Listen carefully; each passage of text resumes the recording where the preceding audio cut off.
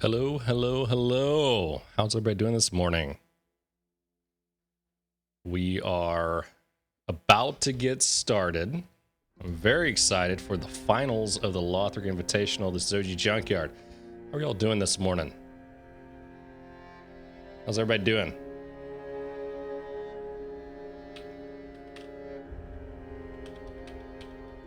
Are y'all ready to see some fantastic runners?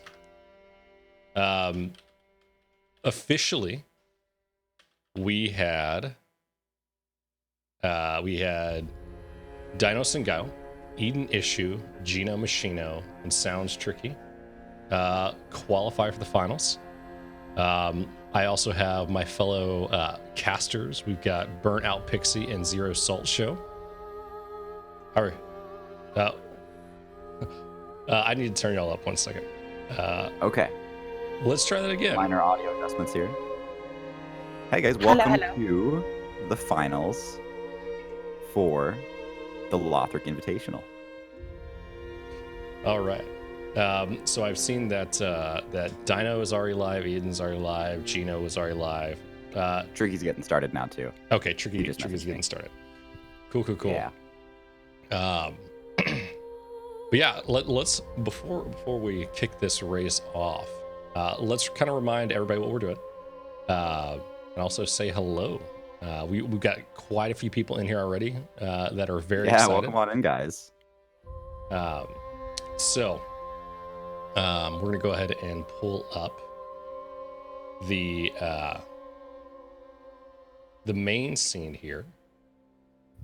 But what we're doing today is we have the competitors. They're competing in Dark Souls 3, Soul Level 1, which means they're not leveling up their characters at all throughout this run.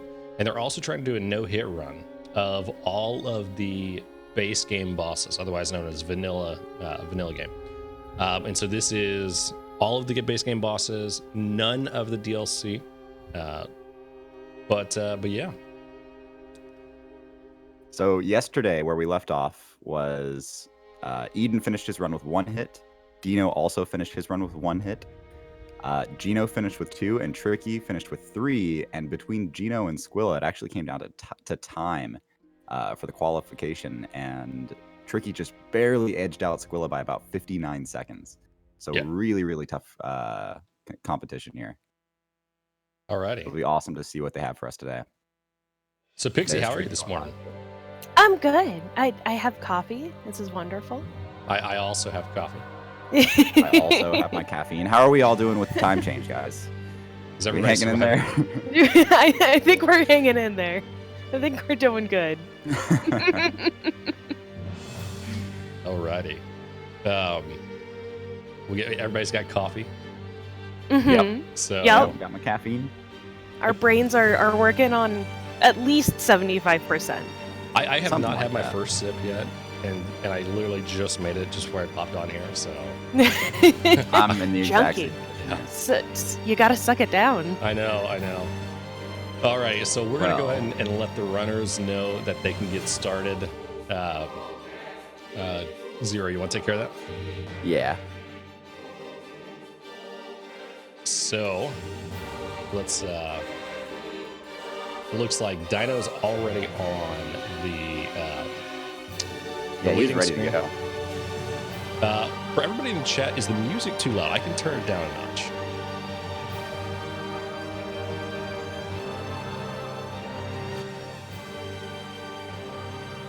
A tad too loud? A tad. Okay, thank you, Chew. Oh my god, with the Dino face cam. Oh man, look! Did you see how fantastic both Dino and Eden look? Did Tricky? I don't think Tricky dressed up They today. look so good. Tricky did not dress up he's today. being comfy today. Okay, and you know that may play to his advantage. Just saying. I mean, we were talking yesterday about how like you get too hot in the nice clothes. You get that little confidence booster because you're looking fancy, but also you're maybe a little bit uncomfortable as well. But yeah. So we we have Dino has already started. Eden has already started. Gino is messing around with DSA. Ooh. Looks like he's getting some last minute practice in here. Yeah, no worries. No worries. We know he'll be fast enough to Yeah. finish before the time limit. So Oh yeah, for sure. Everybody in this run will do just fine. yeah. We have kind of both Dino and Eden going in towards the first boss, which is Udex Gundyr. Good old Udex Gundyr. And in his non-Chad form. In his non-Chad form. That's right. That's right. So one of the things I want to mention before these runners get too deep into this is they can restart. They can reset their run with no hit penalty or anything like that. Before Vort. Once they actually 3 times they can get they through get 3 Vort. resets. Yeah, once they actually get through Vort, they're locked in. They can't restart. They're good to go. And you see Eden very quickly making quick work of Gundyr here. Oh yeah, Gundyr is actually like so. It's interesting because a lot of newer players like to play Gundyr at a distance because it gets really intimidating in phase 2. You know, he gets all of these growths and stuff like that, but he's actually much safer from like right in front of him. So you'll see these no-hit runners, they all get right in front of him, and you'll see a lot of times they just strafe a lot of these attacks. Right. Most of the attacks in phase 2 you can very easily just sidestep. No rolling necessary. Yeah, he's the easiest no-roll boss. Easy as no roll boss. Indeed. Mayhaps even the easiest boss. But I don't know. I think that's just me. There's always Wolnir, but you know we saw yesterday the fog was a This is true. key factor in that. Do we think Tricky learned the lesson? Oh, I'm sure. I am sure. I mean, it could happen. It could happen to anybody on any run. It's just one of those things where, because there's no visual for it whatsoever. Like there's no marking on the ground that you can really use. There's no, in Tricky's case, there was no indicator that the fog was even there. All right, so Tricky's gotten started too. Gino's walking into Cinder, getting another run in here. Oh my God, Gino's on Cinder. Oh, God. What's going on here? We knew he was 0 fast, hits. but we didn't know how fast he was. He is the speediest boy. How does he do it? He did the brand newly discovered whole game skip. Whole game skip. That's right.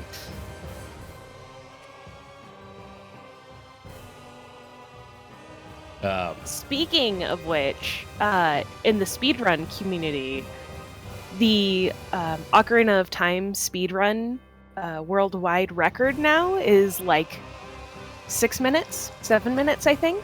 Jesus. Wait. 6 or 7 minutes to do the whole game? Yes. It is obviously a glitch. Yeah. But you basically start the game, you go through a short series of events, you do a couple backflips, and you're in the final boss. That makes no sense. That makes no sense. A certain no-hit Jerome might have just arrived. Oh my God. Oh, is that the no-hit Jerome? It is the no-hit Jerome. Guys, don't Leader of pass the White out. Branch cult. Nobody's there to catch you. Please don't pass out. He's currently muted, but that's okay. That's okay. Jerome, you beautiful boy. Thanks for being here. All right. He'll be here. Don't worry, guys. Yeah. We said he's here, but he it's fine. I can. He's here in spirit. Yeah, I see can him. confirm. I can see him in the chat, like in the commentating room, but he's muted. He's probably like, getting a sock prepped. What's up, guys? Oh, there he is. Yo, Oh, hey! the no-hit Jerome. That time change did a wonder on me, but I'm feeling good. You're feeling good? I completely Yeah. understand. I'll be honest. So after the second round last night, I had a bunch of homework to do. So I did all my homework. I got it turned in right before midnight, and my brain was too awake, and I was definitely up until the time change. Oh, man. No. That was fun. A lot of I good runners wondered- tonight. I mean, this is going to be really fun. These are some of my favorite runners to watch.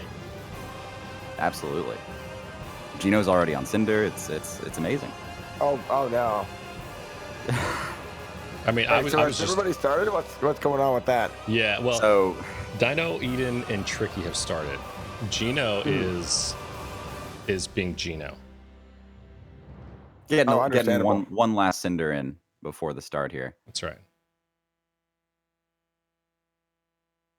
Or anything fun planned that you've heard of for these runs, or are they all going by the book most likely? Because I know that Tricky was practicing no upgrades, no infusions. I don't know if he's still doing that.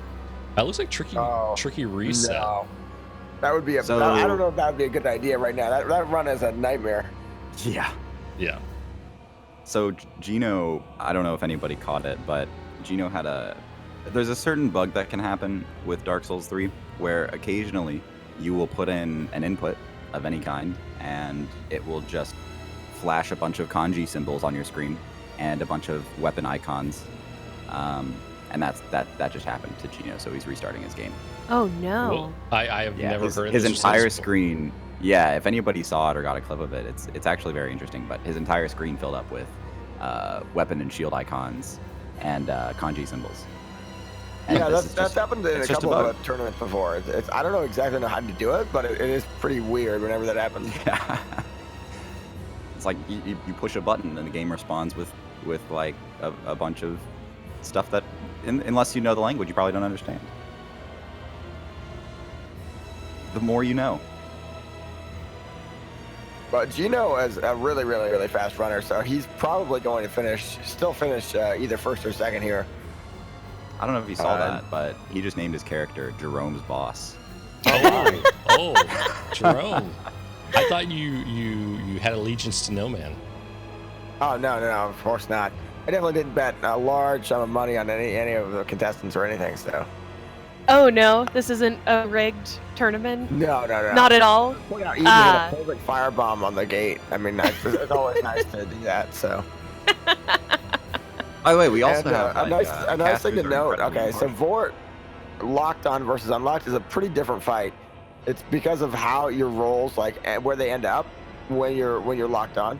So Dino likes to lock on for Vort. A lot of people unlock, and it's gonna change kind of how your rolls work and like where they end up. And the fight is almost a little harder locked on, believe it or not. Yeah, I would agree for sure. Because you can't like angle your attacks sort of like parallel to him. They all hit like directly towards him, which can make your positioning a little bit more difficult. Oh no, did Tricky reset again? Looks like it. So that's reset number 2. So he's got another reset here just in case. So he's still in a pretty comfy situation. So we've got Dino locked in, Eden locked in as well, heading into Undead Settlement, everyone's favorite place in the game. I know. I'm sorry. I had to take care of something, so I'm not like on top of the scene switching just yet. We're okay. I think we only missed the big frosty dog, aka Vort. Jerome, are you sick? No, I just woke up several seconds ago. Okay, great. So it'll take a second to clear up, but we're good. I'm feeling great. Feeling great. Oh yeah. What do you Really excited for this. Are you streaming today? Do you have? Oh anything? no. I never stream. I'm retired. Oh, you're retired. Okay, got it. Yeah, I didn't want to confuse anybody. You know. I don't know if Gino's restarting his game again, so his game's being weird right now. I don't know if he's resetting or if maybe he got the bug again. But I wouldn't consider that a reset if he didn't get hit, honestly. He's just trying to clear up the symbols popping up on screen, perhaps. Did it happen a second time? Oh, I don't know. I just see his game is closed right now. So either it crashed or he's trying to clear up some bugginess that's happening. Gino reset because he had the debug tools enabled. Oh, okay. Oh, I man. see. I got it.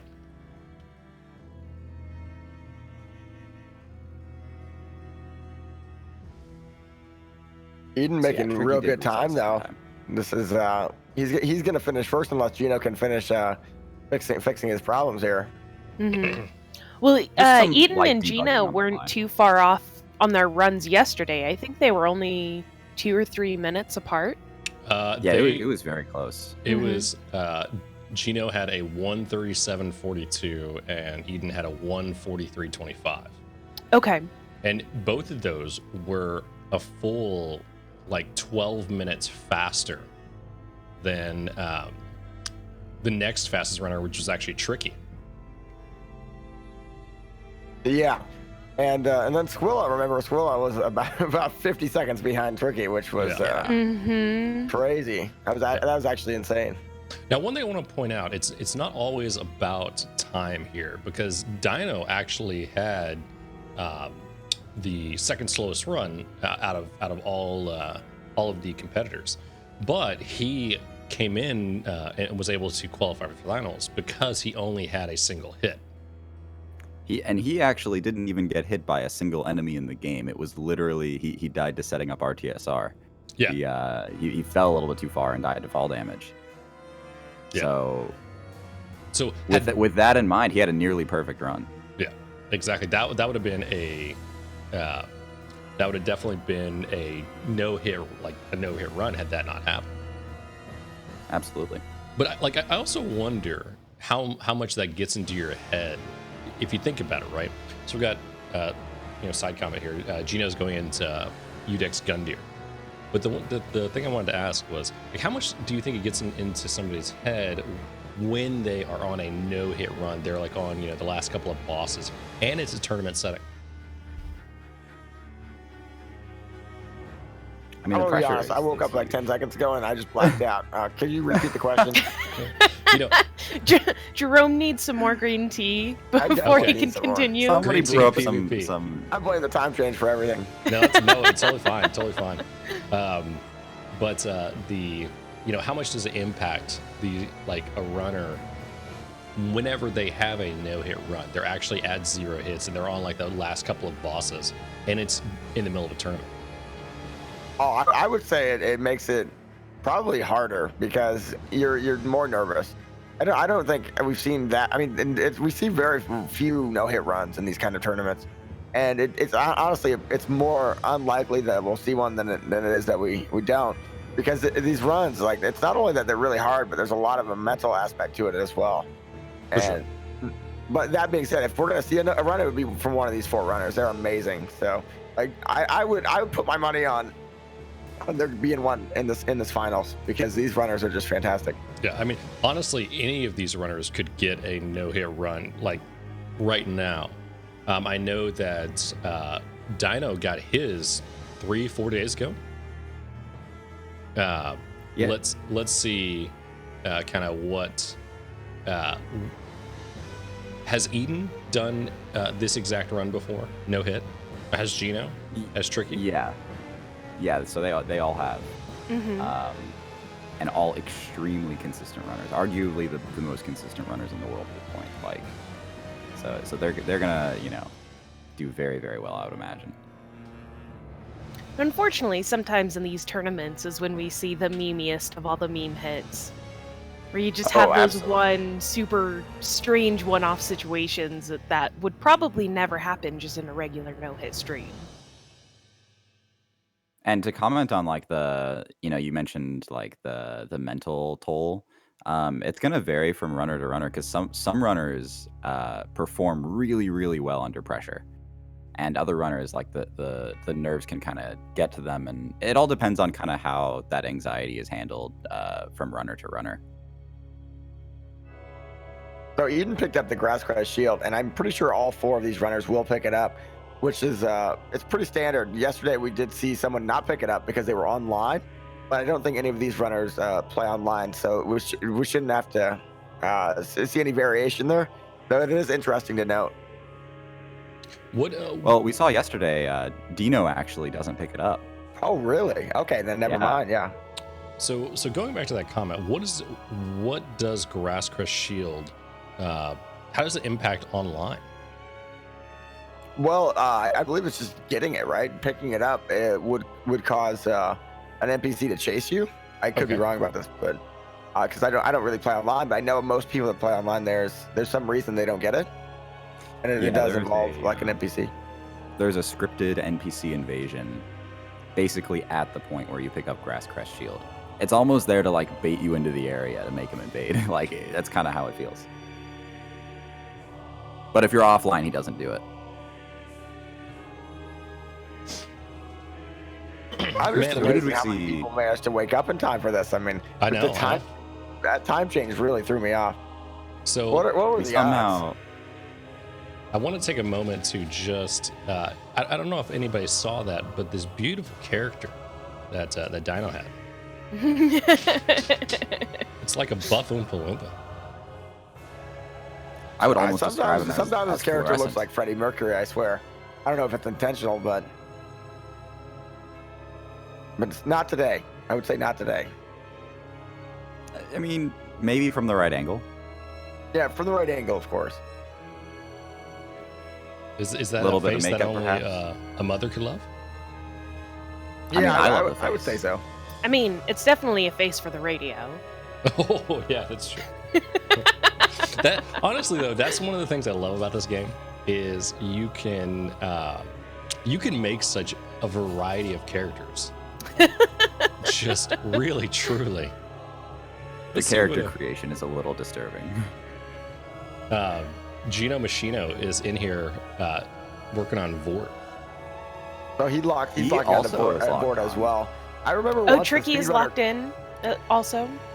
Oh, awesome. There was a speedrunner, I don't remember his name, that came into Gino's chat and was talking trash because Gino will fight princes like completely unlocked and whip his camera around, but then he fights Vort with the lock on, which I thought was a funny interaction. But honestly, I mean, either way is perfectly fine. It's just more of a preference thing. It's whatever gets the job done, right? Oh yeah, definitely. All right, all 4 runners are locked in at this point. All right, and all 4 runners have no hits. Yeah, and Eden doing the walking stretch, so he's walking parallel to this Gru. There are things that can go wrong here, where the Gru can turn around and basically run towards you at full speed and stab you. You're always paying a little bit of extra attention to try not to get stabbed there. That's, from what I've heard, is another situation where your camera angle matters. So if you keep your camera locked on that Gru, it won't turn around and stab you. But the minute you take your camera off of it, it'll aggro to your character. Yeah, so I could be completely wrong here, but my understanding was almost that the position of your camera also like very slightly changes the position of your character. Where like if your camera is rotated away from the Gru, like sometimes the Gru will still be in view and he'll just aggro just because like you weren't looking directly at him. And I could be totally wrong there, but that was kind of the impression I got. But yeah, safe to say, always look at that Gru, otherwise it's gonna stab you in the butt. Yeah, I've seen pretty much even the best runners can lose a run there, because once that Gru is coming at you, his attacks are really, really, really hard to avoid.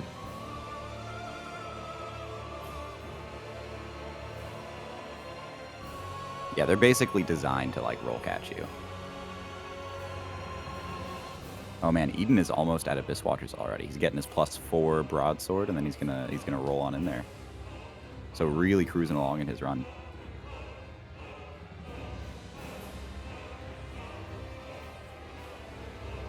Now the Undead Settlement, I feel like almost more resets happen here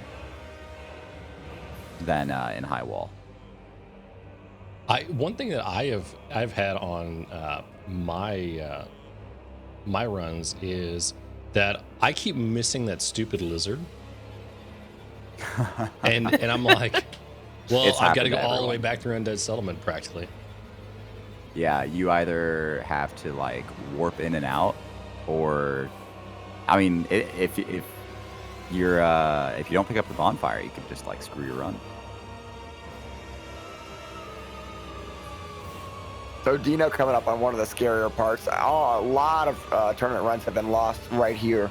on these stairs that he's coming up to.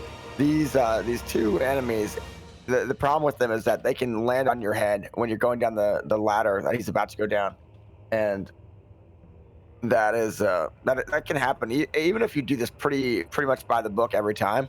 Weird things can happen. So Dino, I mean, it looks like he's safe now, but I've seen a lot of runs end exactly right here. It seems like very consistently in From Software games, if you have to fight an NPC or even like be near an NPC, it's extremely dangerous. I mean, look at Half-Light and Gravetender, like two of the most hated bosses for no-hit runs. It's just it's a pain. Okay, so let's talk about that for a second. Even though we're not going to see Half-Light or Gravetender, what makes those fights hard? Well, Honestly, Half-Light, I would say, is really hard because it's just the really fast attacks that Half-Light can do, and basically if you're up near him, then you're risking a hit pretty much the whole time. Like unless you know exactly his cycle and all the things that can happen, it's just a really high chance of getting a very fast hit. So you're always like a millisecond away from getting hit. And then Gravetender is more of just understanding exactly how the fight works and how to manipulate the boss like perfectly. And if you don't know exactly how it works, then you can just take a hit sometimes. It's just a really knowledge-based fight, I would say. Makes sense. They also have they have iframes too, so they can just be invulnerable to your attack on a whim. So we've got. There is something scarier about fighting a character similar to you. Because some of them can heal, some of them have iframes when they roll. They can do similar backstabs and parries to you. Okay, so we got going into Abyss Watchers. In Abyss Watchers. Yeah, and this fight, I would say, is never going to be 100% consistent, no matter how many times you do it. It just requires a lot more focus than most of these fights. There's just always a chance of some weird thing happening. You get stuck in like a side of the room. I feel like this fight is very underrated amongst runners. Like it's probably hit me more than most of the fights. So one thing I want to ask here is, could you treat this fight kind of like the Deacons a little bit by trying to do laps around the arena, or is it just too chaotic? So that's actually kind of what a lot of runners do. They just run in this clockwise motion. Yeah, I would say that's pretty common to do, and a lot of times you'll just run out the clock and just maybe get one or two backstabs in. But the problem with that is that over time, like I know really bad things can happen. Like you just see an enemy that isn't on your camera will come flying towards you and hit you. Just you get trapped on a wall or something. There's this. It's a really small arena, as big as it looks. It is pretty small, and so bad things can happen if this fight goes on a really long time. So something we saw from Eden is actually to combat the time length of the fight, he was able to pull off a strat that was a phase 1 quick kill, where he never had to deal with 3 watchers at the same time. He was able to isolate the main watcher and kill it. Which I would say, kind of in my experience, doing this fight is kind of rare, because normally you get the main watcher and what we typically call red, the watcher that will attack either you or the other 2 watchers. You kind of sometimes get the situation where red and the watcher you need to defeat are actually fighting each other, but you're left dealing with the watcher that's always gonna attack you, the kind of helper watcher. Yeah. So it's hard to get in there and kind of keep the fight going due to that. Yeah, so it's a very precise strategy to get that quick kill. I would expect we'll probably see it again whenever Tricky goes in there too. I'm not sure if we'll see it when Dino goes in, because he tends to go for strats that he considers like to be kind of like very guaranteed, very safe. So we may see a couple laps. And then sometimes RNG just prohibits the strat from being able to be used. Yeah, one thing I wanted to talk about was kind of like the styles of the runners, and how for example, Gino he's almost more of a speedrunner in some ways on these runs, and then someone like Dino who comes from a more like Hob style, where it's like more about what's the safest and best way to do this to consistently do it over a long period of time, and just really like he's just a very very very very like mechanically perfect runner for the strats he's doing. For sure. And do you think that has something to do with the fact that that maybe somebody like Eden or Gino has been doing these types of challenge runs for a long time, and after a while they're kind of like, okay, look, what would speed running look like, or you know, how do you think they got to the point where they're doing these runs so fast? Well, I think it's always trying to like increase the intensity in a single game, whereas someone like Dino, he's trying to do this consistently over several games. So he has to pick basically one route that is completely consistent for him and never varies at all, because he's trying to get a bunch of games in a row completed for his run. So I think that's why he's really just trying to keep his mechanics like exactly the same every single run, and it makes him really really consistent. All right, we see Dino coming up to probably what is the most difficult part of this entire run. Oh my god, I can't wait. I feel like we need some bless RNGs in chat Indeed. for this part. Let's see if he gets the fabled tree jump. The fabled tree jump. Oh, got it my first try. God. Let's go over here real fast to Eden. Eden's fighting How Wolnir. does he do it? Just It's a really testament interesting to how he starts one with of the right bracelet, which is the left arm. Traditionally, Yeah. a lot of runners nowadays start with the Gino style, which would be on the left side. Why do This you is think working out great. Why do you think that's happens? Like I still do it, you know, the whenever you're looking at Wolnir, I do it the right arm first with the two bracelets. There is a % chance that he could pull out the sword if you don't break the bracelet on the left arm, which could then also spawn Skelly Boys. So from what I've seen, a lot of runners prefer to do the left one first now, just to get rid of that RNG chance of him pulling out that sword. Yeah, absolutely. You're exactly right, Pixie. That being said, I feel like going on the right side, which is the left arm, and it's always confusing, is a little bit faster, which can and something like SL1, I think that does play a role as well. But I've always found going on the left side to be easier. There's just like it's more predictable in most situations. And I stole that from Gino, who I think kind of like I don't know if he pioneered that strategy, but they definitely popularized going on that left side. Well, and to call that Yeah, it out, just feels Jerome, safer. Gino has pioneered a lot of strategies that we'll probably see today throughout this run. Oh, absolutely. A lot of people will just pull up his run and take things from it. Like these runs are just there's so many cool strategies, but all of these runners have invented strategies. I mean, all of them are innovative because they're just so good at the game at this point that they've just kind of found better ways to do certain things. So where, kind of from a comparison standpoint, where exactly are people at? Like how far into the game they are? Who's furthest along? You know, what's going on? Yeah, so he's Eden going is Sage now. Yeah, he's heading into Sage, so he's already probably 40% of the run. He's getting through the part that most people would consider the less fun part of the run, and he's coming into the really exciting part of the run, which will be at the post deacons, really exciting, all the bosses in a row. And the rest of the runners are still working on that, you know, the part that most people would consider the filler before the run gets really fun.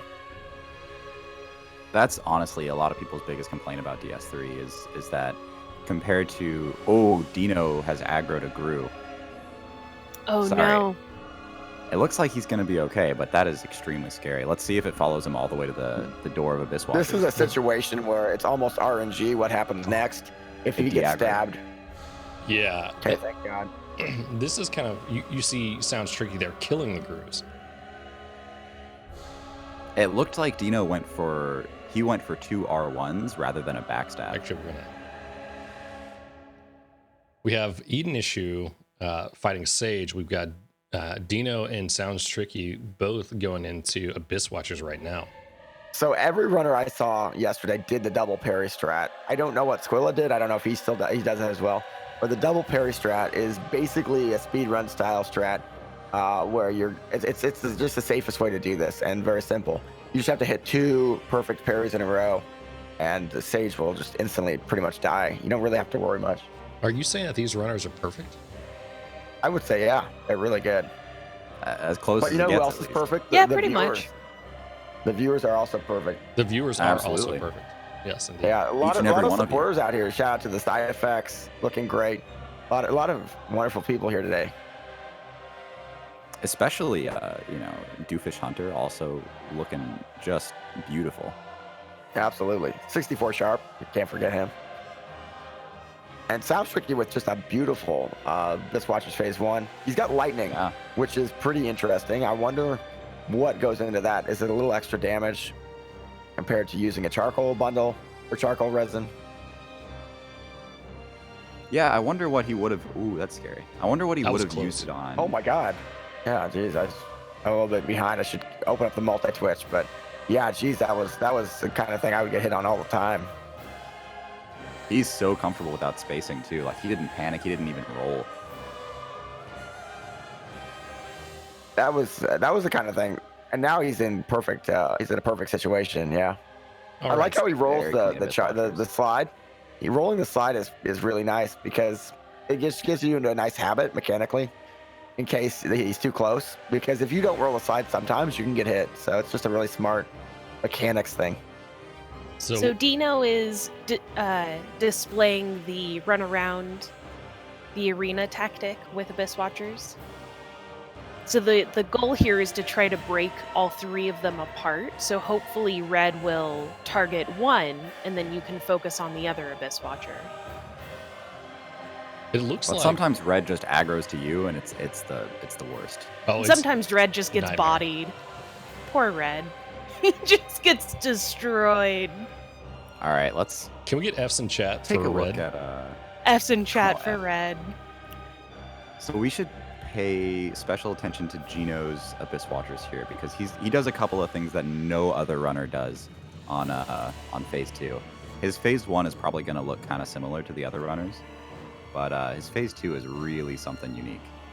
That being said, Gino can pull out a phase 1 that is crazy fast if he wants to, but it's just too risky. It's hard to have a lot of flair when there's 3 enemies sprinting at you at full speed. It's really hard to have too much fun, but he did that really fast. Yeah, he did. Absolutely, He did yeah. that first phase. Like he basically caught up to Dino right there. And Dino using fire bundles, whereas Gino's using lightning. I wonder why they're using lightning, and maybe it's a speedrun thing. But he's got some really nice flair in this fight where he hits the mid-air attack. That jumping attack, though. And a jumping attack, I don't know if that was intentional. That was insane. That was actually really cool to see. Style points. Looks like Gino's going to wrap up here right now. We'll focus back on Dino. I just want to call out Eden is almost 2 deacons. Yeah, and the way he does deacons should be pretty safe. I believe he went to Rosaria's yesterday. I'm pretty sure. He was one of the few runners that I saw that did it. And so that almost guarantees he will not take a hit on deacons. Whereas the rest of them, I would say it might be like a 10% chance or 5% chance, especially with the SL1. And sometimes you have to hit multiple times on the same deacon, which is really risky. Now, do you think Gino has a chance of catching up to Eden here? Just like in the whole run in general. Oh, for sure. I mean, to give you an idea, he just did Abyss Watchers, and he started probably 15 minutes after the rest of the runners. Let's get over It's Yeah, also going to that's depend on something boss that, RNG and stuff like that. Mhm. Yeah, Gino talked about yesterday. I think he probably was 5 minutes slower than he expected to be. So that's another 5 minutes that he could have shaved off if he had got really good RNG. Tricky was just wailing on Wolnir there and just didn't seem like he was doing enough damage to break that bracelet.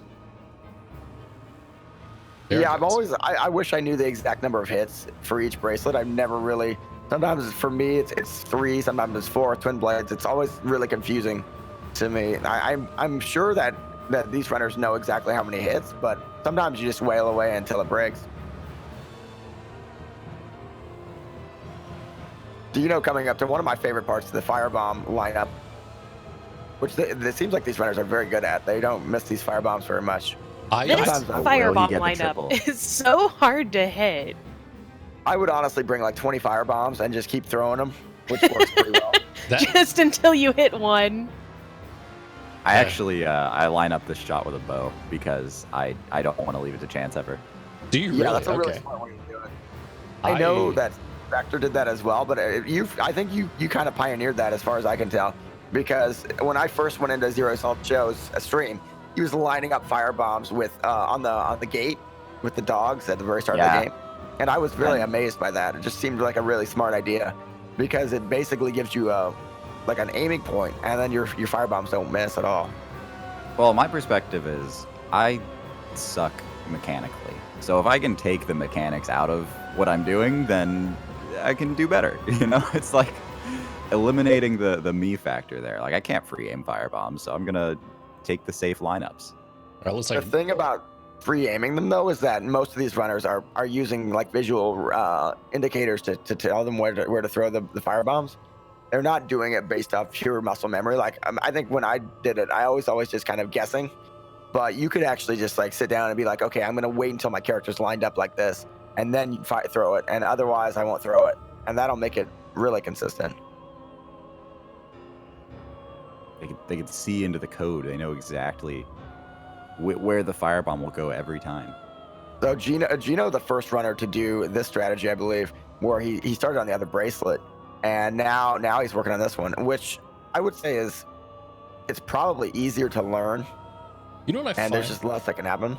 You know what I find so that being fascinating? said, oh, go ahead, tell me. I'm interested. Gino knew exactly where to stand after each of those bracelets was broken. You know yeah, what's it's crazy basically about a scripted Gino? fight. The craziest thing about Gino is when he's going really fast, he can hit in midair before the arm even lands and break a bracelet because he knows exactly when it's going to land. And that's just like another level to this fight. Or if you really want to be perfect, you can do things that are like pretty crazy. Like a midair hit as the arm is coming down. Perfect timing. I think I've even seen him take like a charged R2. Like he starts charging the R2 before the hand lands. Oh yeah, definitely. I've seen that as well. He's just really good at that fight. So I feel like we're seeing a much safer cathedral from Eden than we did yesterday. It seems like he's taking his time just a little bit more. I feel like going up to these Rosario. runners understand if you get 0 hits, you're probably going to win because the run is really, really hard. Like this is not, this is not your normal run. This is a really tough run. So I would assume 0 will win, and it won't even be a time thing. They're probably all aware of that. The section you see on the bottom with Sounds Tricky and Gino is one of the hardest sections to be 100% at, and especially when you're streaming and you get distracted. It's just a really, really, really tough section it's 5 minutes of having to pay pretty close attention to the game, and if you make a mistake, you're going to die. Is this Absolutely. Is this the best way to throw for content? Focusing on chat? I would say the problem with focusing on chat and getting hit is that people won't understand why you got hit. And so it's kind of tough. You kind of want to get further into the run before you throw it for content, I would say. You want to throw on Cinder, honestly. Yeah, because if you throw early, then people will leave and go to a different stream until you're back to where you were. Always about those stream metrics, Jerome. And then you can get that, the sympathy gift subs and all that good stuff. Oh, yeah. There is an art to throwing for content, and you definitely don't want to get hit in the first 20 minutes of the game. That's the worst thing you could do. I mean, that, like, throwing for content, you want to be, like, really deep in the run to really kind of help chat feel the agony that you're going through. You kind of you gotta soft be it like, out. oh man, guys, You gotta this really could be draw the run. fight out. The wild thing about throwing for content, though, is I don't think any runner has ever done it, like, on purpose. It's just your brain just kind of, like, gives up on you. Like, it just decides that you're not going to get the run, and you just do something really terrible at the end of a run. And no one will believe that it's actually not your fault, but your brain just kind of, like, just betrayed you. It happens, like, to everybody. Maybe like let's get super analytical here. Maybe somewhere in the in the subconscious, the brain is like, no, it would be better if you threw it here. Think of all the content. So to that point, for our runner casters, have you guys ever come across a boss battle where all of a sudden your hands just stopped working? I have been mid-boss, and my brain is just shut down, and I'm like, I don't know what I'm doing. It is absolutely just completely forget the tactic to the boss. Yeah. I have a really good story about that, where somebody wrote the word commercial, I believe, and I don't know, for whatever reason they had the letter Q nearby it, and my brain said the Q stands for commercial. I don't know why I said it, but it confused me so much that I completely forgot what boss I was fighting. Like my brain just completely restarted. It made no sense at all, and I immediately took a hit at the end of the game. No. Because I was doing the princess cheese and I was just reading words, and it made no sense. My brain just completely died. Wait, what am I? Well, I don't know. I don't know what causes that to happen, because I know whenever I got my DS1 any percent no hit, like my run ended up being like a full 25, 27 minutes slower than my fastest run at that point. And I just remember that whenever I got towards the end of that run, my heart is pounding. Like I want to say it was probably hovering around 90 or 100 beats per minute easily. And I'm just sitting there getting more and more nervous. Like the nerves are just cranking up. Every time you do better, you get farther into the run as you've got that no hit, just more and more of the kind of anxiety comes into it. It's a great feeling, though. It does feel really cool to be on a run and know that you could get it. It's why everyone does this. It's such a cool feeling. It's me. Oh, go ahead, Zero. I was just gonna say, so interesting question brought up in chat. Who do we think has the best throws for content? Like, who is the most notorious for content thrower that we know? Hob. You think Hob? Hob? You know the crazy thing? There's kind of an art to it. Not a single throw he's ever done has been intentional. It's just that for whatever reason, the flair he adds to it, and just how good he is at entertaining, it just always seems like it was. There's no way. It's almost too good to be true. But it just you so can happens tell to be great on some of those runs, like when he was trying to get his DS3 his trilogy, the trilogy run, like he was actually trying like the hardest he could possibly try, and then some terrible thing would happen. Well, I just want to call out whenever he was doing the trilogy run, he's 4 games deep and he gets stepped on by Vanguard. Oh yeah, that's not a throw though. That's just literally just a terrible thing happening, but no one will believe it. It's like stuff that like people have almost never seen before. Like it's always just where it's like, oh my god, are you kidding me? How could that happen? So Eden with a really nice Deacon strategy. I love the skull strat. He stands behind the pillar, he throws a skull, comes back out, and almost gets hit by many fireballs simultaneously. So the cool thing about doing that though is that like he goes up to Rosaria. It takes more time to do that, but in turn he shortens the Deacon's fight by like probably a minute at least. I would honestly say this is probably faster, because if you really want to be safe on Deacons and not go crazy, you have to wait longer. Like if you really wanted 100% this, you would have to do the fight for 20 minutes. Every time they're going in for a hit without a skull, they're taking a very minor risk, but it's still a risk. I mean, I've seen V-Swed take like 20 minutes on this fight just to make sure it's incredibly safe. Yeah, and the way to make it safer is to get all the enemies looking away from you when you're going for your hit, and get the perfect scenario where you're hitting them with the back of your weapon as you're running past to minimize your hitbox and the risk you would be taking. And setting that up takes forever. Yeah, it's risk management, but you can get that risk almost down to 0 if you do it perfectly. And it kind of seems like, so I don't know if y'all have had this experience, but in From Software games in general, anytime you have more enemies in a room, the risk goes up. Like you could have a really hard boss fight versus a boss fight where there's 2 or 3 enemies in the room. And the one with more enemies seems to be more complex and more risky to me at least. Gank fights are 100% the worst. For sure. One thing I've kind of found playing through fights with, one boss, two boss, three boss, there's a couple of different like tuning factors.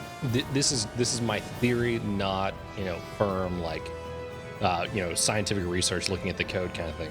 But I've got a theory that there is probably 2, maybe 3 different variables that can be tweaked for each boss. And so you've got kind of aggressiveness factor. You've got kind of a how much time on average it's going to take between attacks, and then a third factor is kind of how they're going to start the fight. And so whenever you get into a complicated fight where you're fighting multiple bosses at the same time, think Ornstein Smo, think Gank Squad, think Deacons, you've got not only one boss that has each of those variables kind of being tuned randomly at the start of the fight. Each of those bosses has a separate variable or a separate set of variables that's being tuned. So you could have like with Ornstein Smo, you could have a really aggressive Smo and then like a kind of passive Ornstein, and that just makes the fight a lot more unpredictable. Yeah, the variability goes way up. I wanted to point out something really cool I saw. Eden actually baited the Pontiff Beast to jump across the bridge, and then he hit him in the nose, which is a kind of a faster strategy that I first saw David Tanker doing, and it was really cool. And it's a little bit faster than the classic strategy everybody does, where you stand at a certain spot, and then the Pontiff Beast spawns, and you run up and hit him. It's just a little bit different, and I'd never seen him do that before. I like that. Yeah, because you get to take him all the way across the bridge, and then some people would choose to get that ring before Deacons, but none of these runners appear to be doing that. We might see and if you're that. not getting it before Deacons, you might as well do the bridge trap, because it might be a second faster, and that second could mean everything. Especially when we've got competition here where time actually matters. And especially when these runners are terrifying to run against. I would not want to run against any of these runners. They're all basically a lock for a 0 hit. I don't want to jinx them, but they're the best runners right now. Oh no! And with The Squall, caster of course, curse. they're just It these started. Caster curse. These runners are unbelievably good. They're crazy good. I just we're knocked all on on 0 wood, hits. hopefully to Look at dispel. what Eden's going through. They're right up against him. I love that. They were really close to him. What's really funny? Everybody collectively knock on wood. Yeah.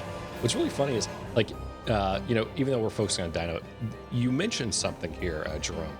Eden issue. Whenever you got the ice cream grandpa, you're basically invincible.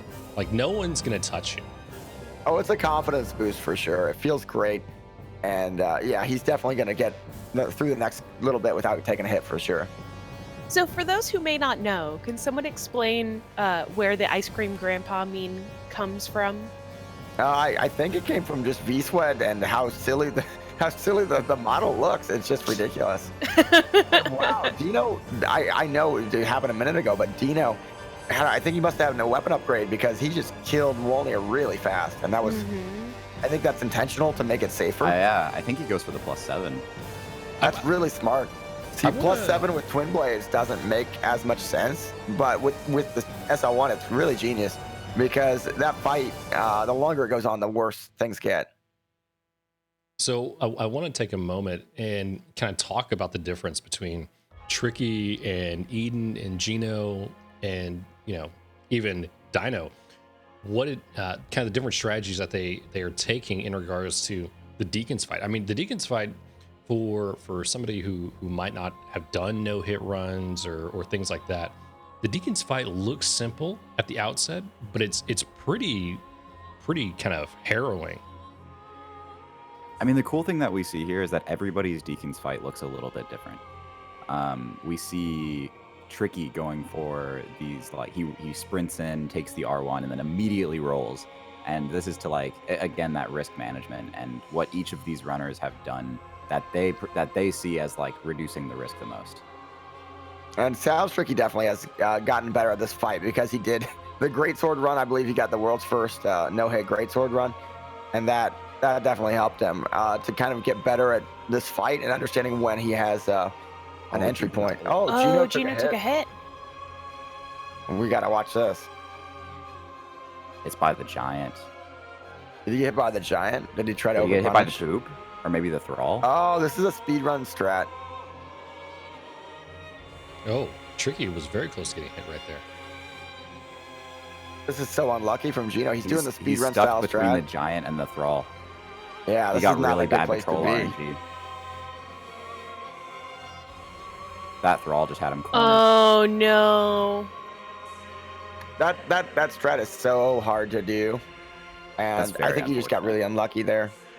So that was one of the reasons why Eden, and we'll probably see Tricky do this, or we probably saw Tricky do this. I wasn't paying that close attention. But you kill the giant before you go down into the cathedral. So if you get bad patrol RNG, it'll negate that risk.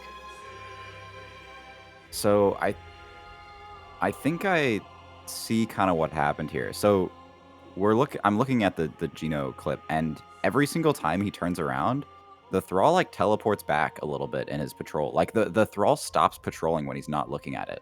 That's really bizarre. That's He's so doing that on strange. purpose. That's so cool that he can manipulate it, but it's unfortunate that the giant still hit him. Mm-hmm. I wanted to point Because, out like- Gino's really good dancer mechanics as well. You'll notice that he was always prioritizing his positioning over the punish. Like he'll sprint back to the exact spot he wants to be in every time, and he has perfect discipline there to never punish before he positions. So Oh. staying on Dancer's right hip here, it basically guarantees her moveset is limited to 3, maybe 4 different attacks. Yeah, and the front attacks are really fast and really. I mean, you could learn them, and I'm sure Gino knows all of them, but they're just not. Dino knows all of them, but it's not something you want to have to deal with. And some of them are designed to roll catch as well, where it's just not realistic to expect to dodge them. Now, one thing I Yeah, want there's like 4-piece combos, and it's just a lot. one thing I want to call out here is Eden is fighting Pontiff Sullivan, and he rolled the first attack and didn't take the first parry. Yeah, that's a stylistic choice because of the fact that Pontiff is coming towards you, and then there's like a depth perception issue. Some people just don't want to take a risk on something where the enemy is flying towards you, and you could be in a different position each time that he comes at you, and so the timing isn't going to be 100% the same. So with the way he's fighting now, the timing is always going to be identical. It's just a little bit safer. I believe he also has 2 different attacks that he can open with, and they're very subtly different. It's like basically a lower jump and then a higher jump. The So we're thing that seeing I Eden found that fight made phase this 2 fight again. Oh, yeah. And this is really scary for any new runner. For me, it'd be terrifying. But I think all 4 of these runners could deal with it, honestly. Which just So we shows see how Pete- good these runners are.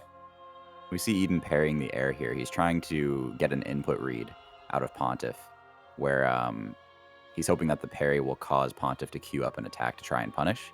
But the parry animation is fast enough that he's able to dodge the attack coming out. Yeah, you can't just like throw a firebomb or something when these lasers are coming at you.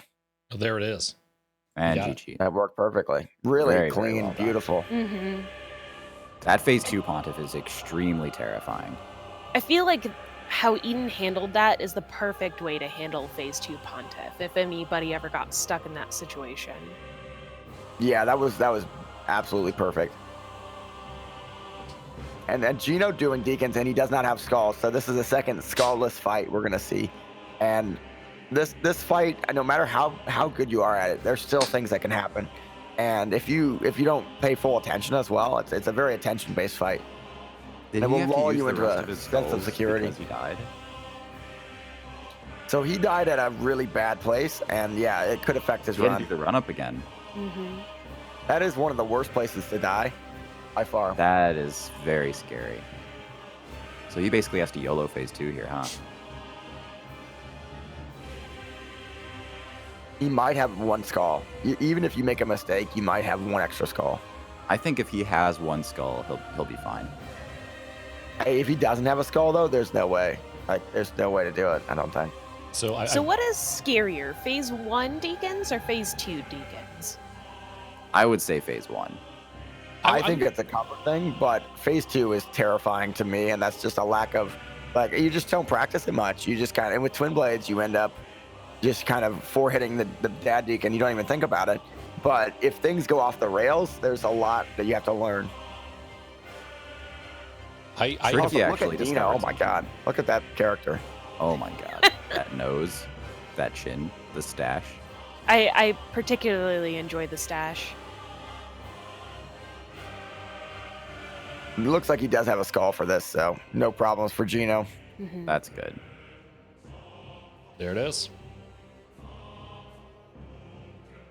But kind of talking about the Deacons fight, Tricky actually discovered that if in phase 2 they start doing the curse attack where they hold up their candlesticks and they shoot the curse stuff into the air, if they're doing that, they will actually like eat the skull. Like the skull has no effect if they're doing that. It's very bizarre. Well, do you think that could potentially be to your advantage at all, or is it just your No way.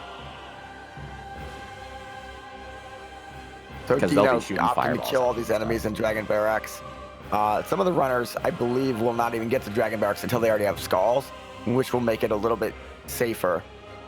Dino, this is actually a very high-risk part, and he's coming up on Burn, who is the spear enemy who has ended a lot of runs with his spear that is twice the length of what you would expect to be. Hopefully we don't see any Goomba stomps today. I believe Eden pioneered the strat that Dino's doing right now, where you literally just wait on the lower area, and the spear guy will actually walk past. So that makes the spear guy, I think, of the past, where he used to end, a lot of runs, probably 10 of my runs. Yeah, spear guy doesn't always attack, but when he does, When he does, very scary. it's a very long attack. So much longer than you would expect. We got Tricky going into Earthel Dungeon. Super early, actually. And we actually saw Squillakilla, I want to say, take a hit yesterday due to life drain tick. Yeah, that's part of that is Tricky SL1, not where take you don't get a free one-hit kill on these mobs. You have to get the backstab, and if you make a tiny mistake, things go off the rails. It's that lack of damage that causes weird things to happen. Like if you're using Twin Blades, nothing can go wrong in this section if you know what you're doing. But when you're doing SL1, everything just gets harder. But And I believe windows Eden are is the pretty only short. runner we'll see who will do the roll to negate the jailer drain. And that's He a Even really then, pulled cool off yesterday, strategy. and that was amazing. It was amazing. It's a very Monka-esque strategy, but when it goes well, it goes really fucking well. There have been a lot of new strats I've seen, but that might be the coolest. Just it just changes how that section is run completely, and in a really cool way. Speaking of new strats, Eden just pulled off a relatively newly discovered skip going into Aldrich, where you jump over the railing and you land next to the slug down there, and you don't take fall damage. That is really awesome that he did that in the run. That is crazy. That a year ago, you would have been called insane to do that. Well, I saw Teasor try that at one point, and he probably tried it 4 or 5 times before he actually got it. And the way it works is there is a pile of ash down on the floor, and that negates the fall damage that you would take, or it reduces it. And so that's where you can actually get away with doing that. So is it really, just really cool. like the ash in the DLC then? Yeah, but it's not to the same degree. Like in the DLC, you see ridiculously long falls that you take like basically no damage to. But this is a little bit different. It does soften it, but it's not 100%. So No, Eden so- got some bad RNG with Aldrich. He had to bone out of the fight. In second phase, if Aldrich pulls out his bow, basically every single runner ever will bone out of the fight at that point. and Gino is one of the few runners that has learned how to deal with that, but it's just really, really, really hard. I've been able to roll the arrows a couple times, but it's not something you really want to do because the problem is Aldrich will continue to do attacks at the same time, and you have to roll those as well. Like if only the arrows existed, you could learn how to roll them, but there's just two things going on at once, which makes it really bad. Oh, Eden died to fall damage. Oh no! He jumped from too high up. So he actually used Spook, but he jumped from too high up. Oh, man. That sucks. See, that's weird because I didn't know Spook had a limit. That's crazy. And that's all RNG. That's really unfortunate. If he hadn't gotten the arrows, this wouldn't have happened. I wonder if he was a little bit tilted by that. I think so, because when it's a speed-based tiebreaker, that is a thing that happens because he's thinking about how Gino is going to catch up to him in approximately 2 minutes, and yeah, that's really unfortunate. But I don't think the winner the winner's probably going to take one hit. So I mean, I wouldn't count Tricky and Dino out because they have both done plenty of no-hit runs.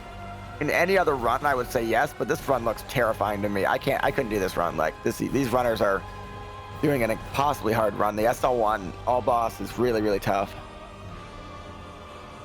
And we're still looking at the 80% here. Once terrifying we get into fights coming up. Once we get into like Osiris and stuff, we could very well see some very scary hits. I was honestly surprised at how well how everybody is so good at Osiris. It was kind of shocking to me. Yeah, I was really impressed by it. Yeah. So earlier in this fight from Eden, who's really good at Aldrich, he was doing a lot of head hits, which give you a multiplier on your damage. And that's really important, especially in the SL1, because if you're just doing those tail hits, you're not doing any damage, really. All right, so love how clean he is on this fight. Really good. Tricky just finished Bjorn. And we'll go back to Eden here, who's in the Aldrich fight for a second time. So the reason that we're seeing Eden fight phase 2 Aldrich is because he does not go for the +9 like we see Dino doing. So on Dino's Aldrich fight, he will most likely not see phase 2 at all. Whereas I believe Eden is probably using a +6 weapon right now. Eden's getting some pretty rough RNG when it comes to Aldrich. The thing about phase 2 Aldrich is that you can learn it and be very consistent at it, but those arrows will tilt you. And I've seen runners like Hobb kind of bone out like 5-10 times before. And it all comes down to, well, first of all, luck, but also how close you are to Aldrich in phase 2. And if you get a little bit too far away, one of her favorite things to do is pull those arrows. So does it actually benefit you just to study Aldrich and learn how to handle those phase 2 arrows? I would say it's just too hard because if Aldrich didn't continue to do attacks during the arrows, it would be no problem. But not only do you have to do perfect rolls on the arrows, you also have to dodge her attacks, which makes it, to me, I don't know how you would do it consistently. It's really, really, really hard. I think there's a certain element where RNG you could never guarantee that you weren't going to get hit. Yeah, because those arrows are hot on your tail the whole time. Yeah, so Backflippia says, 70% consistent, but the reason it's not 100% is because of Aldrich doing attacks.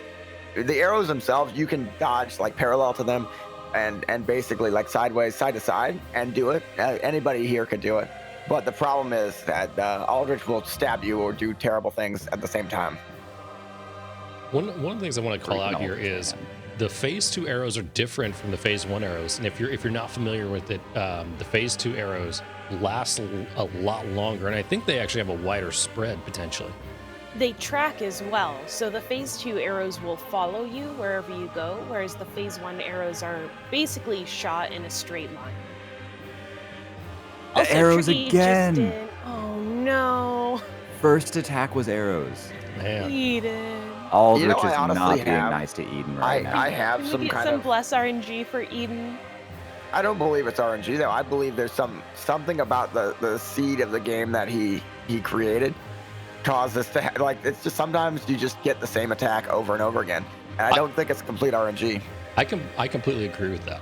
And the reason why I say that is because I recently had a run where I felt like every single boss that I was I was facing had a really mild kind of setup for whatever reason. Like I didn't feel like they were being very aggressive. I didn't feel like they were really pushing me, and so it felt pretty docile. And the run just kind of like was definitely, it felt easier than other runs.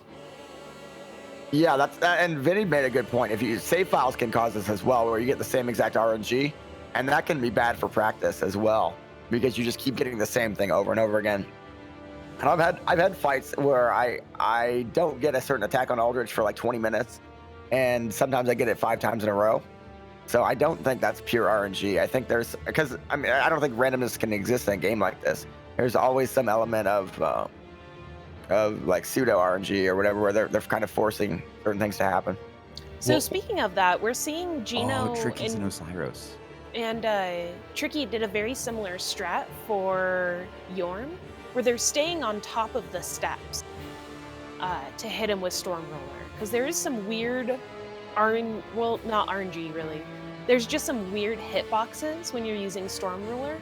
If Yorm is slightly higher elevation than you, sometimes the Storm Ruler won't hit him. It'll just whiff. Amazing start for Soundstrick. I love the aggression in phase 1, but the real fight's starting right now.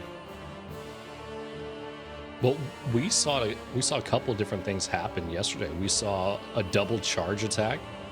We saw a flying attack into a charge from Osiris. I mean, there was... Sounds like he was stuck in the legs for a second there. Theoretically could have gotten charged, but he's dealing with the bite attack really well. That's an attack that always confused me. Is extraordinarily practiced on Osiris here. Mm-hmm. The problem is, as practiced as he is, that instant charge when you're slightly in front of him, like in front of a leg, can still get you. He's rolling an extra time to avoid that, but it's still tough. Oh, nicely done, Eden. Eden got it. Eden got it. That was one of the rudest ultimates I've ever seen. That was. The reason this fight is so bad is because, see how he's in front of one of the back legs? The game considers you to be in front of his face almost. It doesn't care that you're not in front of him, that you're under him. It doesn't think that far ahead. It thinks that you're basically in front of him, even if you're like an inch in front of his back leg. Tricky got through the Osiris too. Yeah. Very, very well handled. Really good. Tricky is just cruising right along. 0 hits still. And Dino over here with 0 hits as well. It was a super interesting strategy for Osiris. I haven't seen, like, he was in front pretty often, and he would basically do a safety roll to avoid getting that charge. So he rolls the charge so consistently. It's amazing. What kind of runs would y'all like to see these runners do? Like, what do you think would push the game farther forward, or would be a great tournament?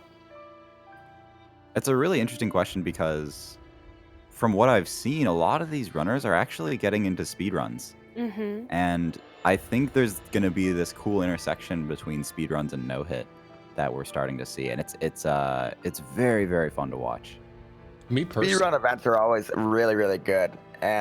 But you have to wonder how do you combine no hits as well with that, because the speed running, like, there's different sets of runners, but these runners are amazing. We want to find a way to get them involved somehow.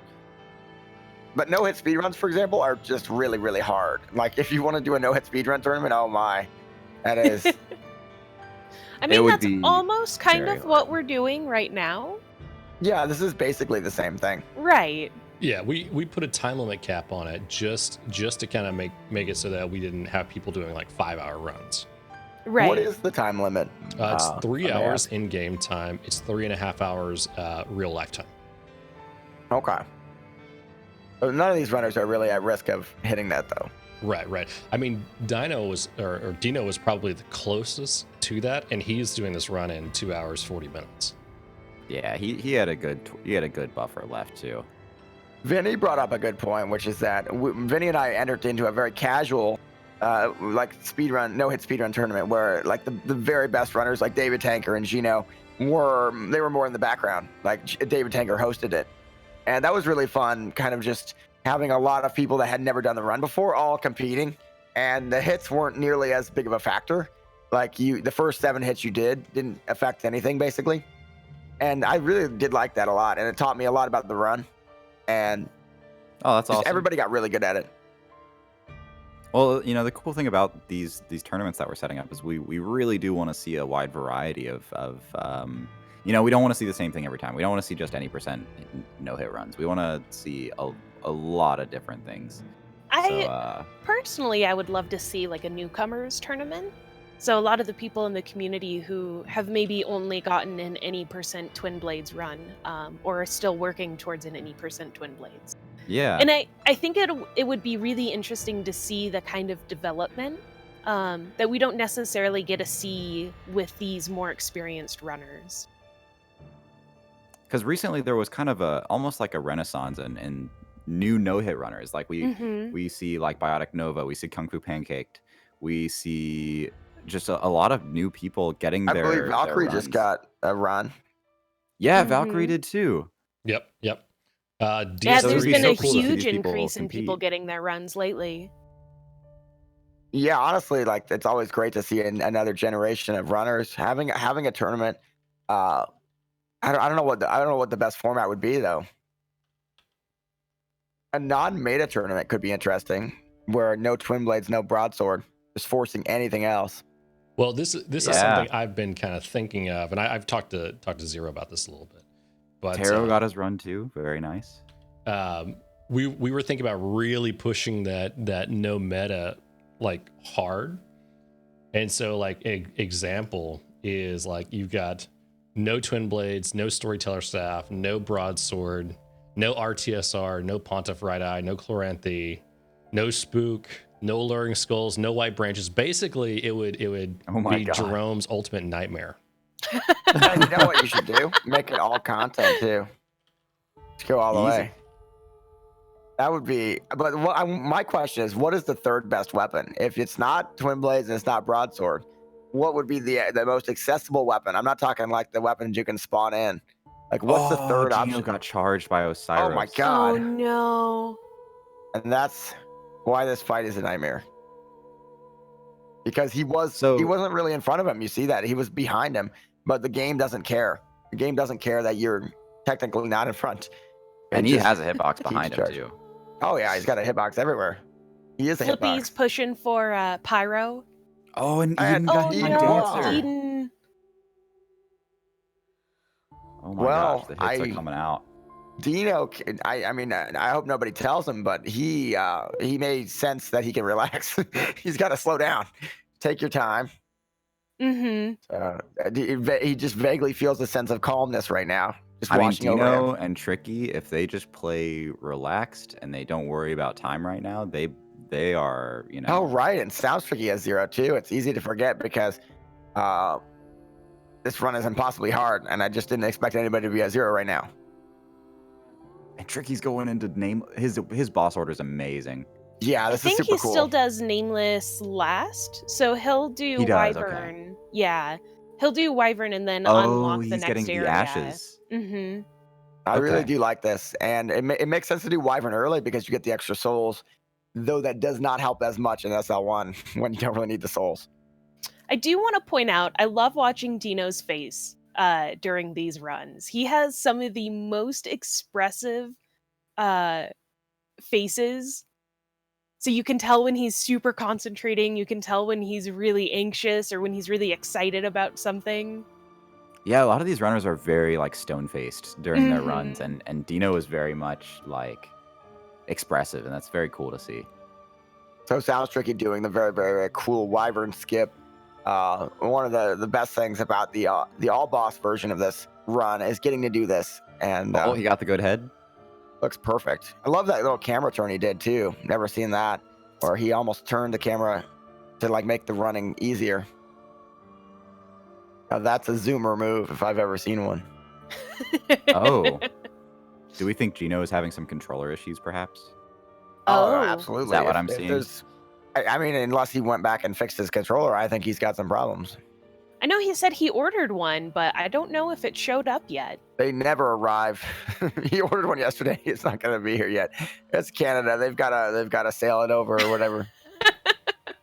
I don't know geography very well. I mean, they've got to send it through carrier pigeon. Is that how it works these days? I think so, yeah. I think they have Pony Express now. Oh, Pony Express. Mm-hmm. Yeah, they're pretty upgraded.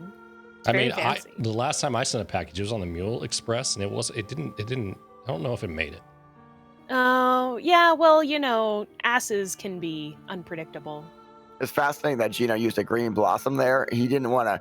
He already had a buff, and he was like, "Okay, during this downtime, I'm gonna use a green blossom." It's like peak efficiency. Look at that. This fight is just really, really hard. I think it's one of the most terrifying fights in any Souls game because the constant perfection you're required to have. Looks like Eden is heading to Osiris himself.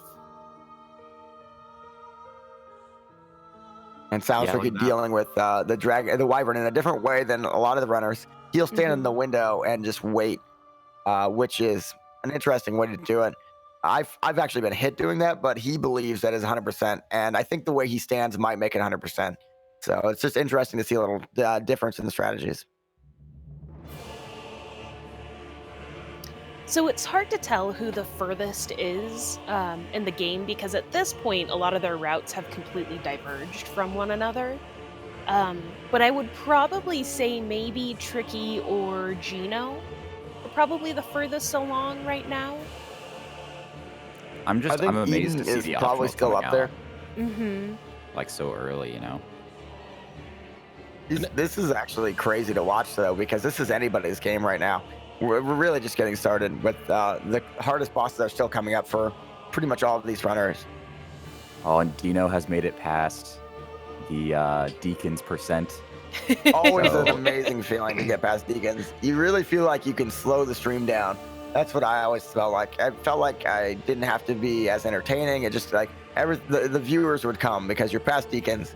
They know they don't have to watch the start of the game, which it has its own merits. But a lot of people love that second half. I definitely prefer the second half. The rest of the run is all just high octane boss after boss. It's amazing. Oh, it's everything you want from a Dark Souls 3. It's all the memorable parts, basically. Well, the thing I found in my run is what I've kind of done is you'll do all of your running sections, you'll do all of your farming, you'll do all of your kind of upgrading and that kind of stuff, and then you get into this position where it's just like y'all were saying, it's boss fight, and so it feels like the slowest part of my run is literally getting prepped for all these boss fights. Yeah, it's all doing a bunch of chores that you have to, and then you get to have the fun part, which is killing the bosses. One of the point out, Eden had a really cool strategy there. He was constantly making Osiris turn in phase 1, which makes it so you can get a lot more punishes off, which is a strategy I learned from Squilla's guide. Mm-hmm. Yeah, that's a really cool way to do that. Oh, Eden just took a hit. Got the charge. Can we just ban Osiris from this tournament? Yes, I remember how I think I jinxed everybody today when I said that everybody was like really good on Osiris. And damn it, Jerome, I told you. I just remember how terrible this fight was whenever I did it, and I was amazed at how everyone made it look so easy yesterday. It just didn't look how I remembered it at all. Because that fight hit me more often than it didn't. Eden looks like he's starting to get a little tilted. Everybody send Eden your love, your best wishes, bless RNGs. I'm still sounds like he coming up on Yeah. Oh, I was gonna say, if you haven't already, those in the chat, please go follow our runners. All 4 are great guys. Yeah, these are super entertaining to watch. There's a short list of like the very best runners in the world of this game, and all of these runners happen to be on that list. Yes, they definitely do. And all of our runners from yesterday for different as well. reasons. Yeah, these runners have done some incredible things. So, sounds tricky doing Champ G, which is one of the riskiest fights, I think, because the parry timings are just a little bit off each time, based on your positioning. It's one of the least practicable fights where you can practice it, but things will just always be a little bit different every time. It's Chad Gundyr. Chad Gundyr. So the Big Chad. The Big Chad has one of the memeiest hits that I think I ever see. Is one of his attacks throws rocks. Yes. Oh my God. And that has killed a substantial amount of runs that I've seen. Another fun hit that you can get from him is that when he does his punch, if you roll backwards, he will do like a back teleport. Like I don't know how to explain it, but he'll like teleport and like back hit you with his back, I believe. It's just a weird hit you can take. So you almost always have to roll through his punch, which just doesn't feel like how you would normally want to roll that. It's just weird mechanics. Looks like we're gonna see tree balls now from Tricky, which is not his planned boss order. He's done this. I'm curious as to why he's deviating. I know in his old NA% runs, he would do tree balls really early and just get extra souls for another upgrade. I mean, but is tree balls really that difficult? I mean, why are runners pushing it so far into the run? I think it's just a byproduct of how they routed it initially, where you put the hard stuff first and you put Osiris early because you don't want to restart. I just don't think people want to deviate too much. And you know, honestly, you're kind of comfortable with that kind of thing. Oh yeah, it's the comfort like good execution, because you do not want to fight phase 2 tree balls. Gino died. Gino died. What happened there? He fell off a cliff. Gravity is the killer of all. Well, this is turning into a bloodbath, which happens in a lot of these tournaments. It's all 0 until it's not. Oh my God, Eden has been having a. Oh man, he's stuck in that corner. It's a rough place to be. Fucking W, man. And we got this Dino fight is just so hard. chilling in Earsville. Yeah, Dino slow and everybody's steady. He's about to get real handsy with these race. Oh man, Eden's in a bind. Oh my God, Eden is in the worst position I've ever. This is not his fault. fault. Eden. It's not his fault. It's not his fault. This arena is a great arena, guys. Oh my God. Best arena. No matter what happens in that corner, it's not his fault at this point. I can't blame him for any hit. He got and he pulled it out. Oh my God. GG Eden. Well done. Well done. Oh, So that's a I tough thought spot to be in. You might think, okay, all boss, it's just adding a couple bosses, but those bosses happen to be like crazy hard. Now we got Dino being a choir boy here. Hey, I need to check out Dino's fall. I need to see what happened here. This is so unfortunate. Oh my God, oh my God, that hit. So what happened? Did he try to roll past the lizard or something? The hitbox pushed him off. Oh no. Oh, he just collided with it. Yeah, midair. I feel like I've had that happen before. Oh, it was in Sekiro. Oh no. I had that happen in Sekiro. This is where the games intersect. You know the monkey boss in Sekiro? Not to spoil it, I won't tell you too much. There's a monkey boss, and there's like a purple monkey, and he'll like follow you. Like you go up into this rafter area, and if you're coming back, there's another monkey that will jump across and collide. And one time I was on a 0-hit run, and I collided with him midair, and we both just dropped to the ground, which was exactly what happened here. Just the hitboxes like push you in directions. Controller problems pushed him down. I think it was the controller. No, I think it was the hitbox. I think it was actually. I think he's struggling with his analog sticks. Oh yeah, it was the controller. Never mind. Well, yeah, the hitbox didn't affect it, but we could always hope it did. And controller issues are probably one of the most frustrating things that you can deal with as a no-hit runner. Yeah, well, that's they're why... especially tilting when you know what you're doing is right, but the hardware that you have is just not responding correctly. I honestly think, and this is not going to sound good considering everybody here this is a hobby, but you almost need to replace your controller like every 2 weeks. Like I know that sounds, it's just like the problem is that the controllers aren't designed to be used like the way we use them. And I mean, I never understood that I never understood that until I started doing challenge runs and no-hit running and stuff. There's a bunch of problems that happen with controllers. The first is that when you're pushing up all the time, which we do in these runs, you're grinding off the plastic at the top, and that will actually cause the running forward to not be as consistent. Like it'll just like jitter a little bit when you're running. And you get just zones, like, you get stick drift, you get like all sorts of things.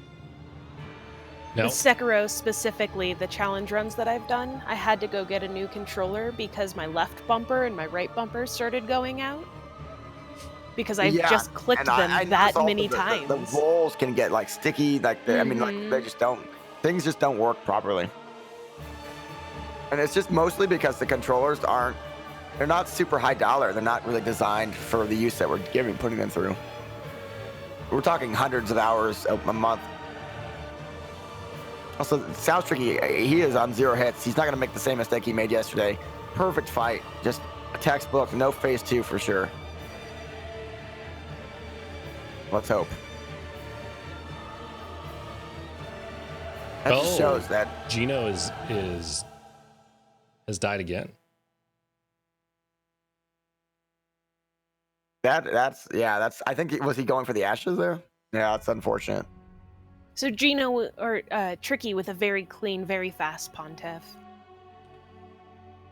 And Gino just an unbelievably good runner. This is just unfortunate with the controller, but and then things escalate because you just don't expect to have taken a hit on certain things. It's really hard not to just kind of run through areas at some point, especially with the speed mindset. I know if I took a hit early, I would always run through areas that I never would normally and just kind of take things a little faster.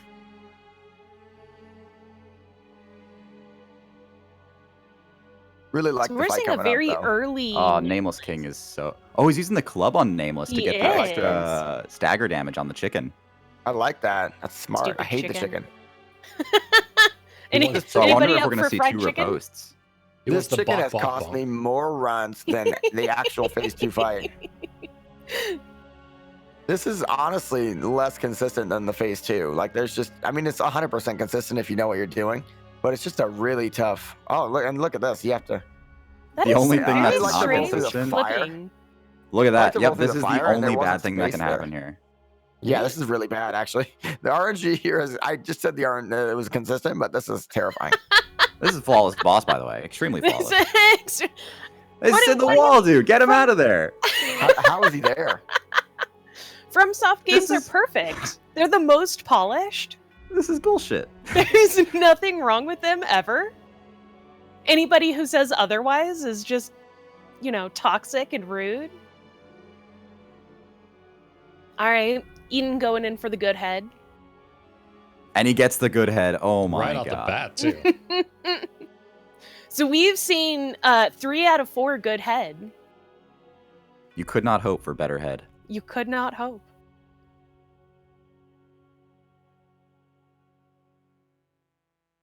So the furniture in this arena is very strange. Sometimes you can walk over it. Sometimes you can't. In which arena, sorry? Nameless Kings. So the statues, there's some statues that you can't, when they're broken, you cannot walk over. But there are some statues that when they're broken, you can walk over. How it has that base in the clouds. So fight this is the one. This phase 1 being so long is so terrifying to me. My This question Because is is, I the never one really risk of him learned. using the club. yeah, See, it seems you like see it how came down to Nameless the King is club. doing a multiple attack in a row when he's really low on the ground like that? It's really actually weird to me because I never understood when he falls up or when he doesn't. So I never understood when to punish that. It just never made sense. Like he didn't follow up once there, but and then the other time he did. And Yeah, the he has attack very is designed interchangeable to hit you. combos. Yeah. Definitely phase So- 1. If you're a new runner, I would recommend practicing phase 1 a little bit and trying to figure out how that works, the melee attacks, because those are important.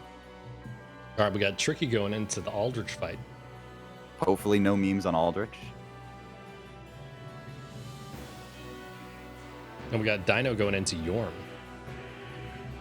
Aldrich is also known as Maldrich. Or Aldbitch. Aldbitch, yes. Yep. Also known as probably the least consistent any percent boss, other than Princess, because of the weird way she can get her stuck in her animation, like hitch a little bit, and the timings will change. And we haven't seen that this Oh, tournament, but it no. really does happen. Eden just got hit. Oh my. Or was it by one of the roly-polies? Yeah. No, it was No, by he the got hit. Serpent Man summoner enemy with these soul mass things. Yeah. Which Oh, are- that's a hard attack. That's a really hard attack Yeah. to avoid. And there's really nothing to blame there because the strategy I like to do, which is a firebomb strat, where we stand by a bush, you can't really do it SL1. So really not his Really? fault. It's just really unfortunate. It's really tough. Ricky's having a really clean Aldrich fight here. Now, one thing I want to call out is that we've got Eden Issue and Gino, both. Oh, Gino just died. That's not a death I would expect to see. I think that's Gino a take. controller. He's had that Yeah. before with his controller. That's a situation when you're running around like that. He's literally lost to run like that. Just a controller. The thing I want to Really, call really out, unfortunate. though, is that these are both very good runners, and to have, 4 hits or 6 hits or whatever, it comes down to, is everything lining up for you? Do you have like a bad seed where everything's like really aggressive and it's like something that you haven't, you're having to like fight the game through? Is your hardware literally working properly? Like, are you getting, the right FPS? Is your controller responding? And on top of that, these guys are still doing well. Mm-hmm. That's a great It's point amazing. as well. The FPS thing where I came back from Sekiro, and for whatever reason, I don't know if I just started noticing it because of how well Sekiro ran, but I just never felt like I had 60 frames per second ever again. And it was really tilting because I just felt like I was playing differently, and it was all in my head. And it's so mental when you don't feel like you have the right, situation for success, Also, GG Dino. Very clean Yorm. Yeah, the analog stick's not working quite right. That's completely understandable. These controllers have some problems. Interesting to note, I think Gino is the only runner here that actually uses an Xbox controller, if I'm not mistaken. I think you may Yeah, be right. I think so. Not that this is Sounds a like he commentary could, on though. what type of controller is better. I mean, I'd honestly say Xbox they is both definitely have. better, but that's besides the point. I think that I No remember like last year, everybody was making a big deal about the Elite controller because you can. We've never really the talked paddles, about the right? grip of the camera and the claw grip and everything, but it's a lot better for your hands to not have to claw grip because it's really a bad position to keep your hands in for thousands of hours. But I don't know if anybody here uses the Elite controller or anything. I Gotta get one cannot of those claw grip trainers. Claw grip is very unnatural, but it is definitely the best way with these PS4 controllers to play the game. Yeah. Can we get somebody to check in on Gino? Because he's You just might been be seeing if he's I think he's fixing his controller most likely. okay.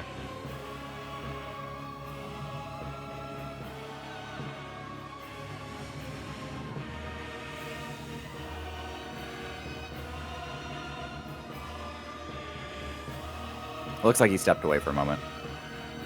Tricky has a hit on his splits. Oh, Looks like it looks like he just got hit. Just looking at his chat here. does somebody want to review that? Yeah, I'm gonna see if I can pull up the clip now. And that is a great point from Vinny that having a really fancy controller may not be the best idea because of the amount of hours we put on these controllers. They're just not designed for heavy use like this. They're designed to be Okay. playing Gears of War for, 2 hours a week. So, Tricky tanked an arrow Oh. in the Oh, barracks. Gino's new controller just arrived. No way. Just in Yeah. time. Just in time to win the tournament. Just Yeah. in time to win the tournament. That's Now everybody unfortunate else has to because throw. You wonder if the time change hadn't happened, if he would have gotten the controller before he took Oh like 4 my of those God. hits. Maybe. That's funny. Maybe. He would have had 2 hits going into this if the time change hadn't happened. Oh, we have actually Dino 3 going boss into fights. Pontiff. Oh, we got Mhm. 3 boss fights. We got Chad Gundy. DSA, Champ, Chad, and Pontiff.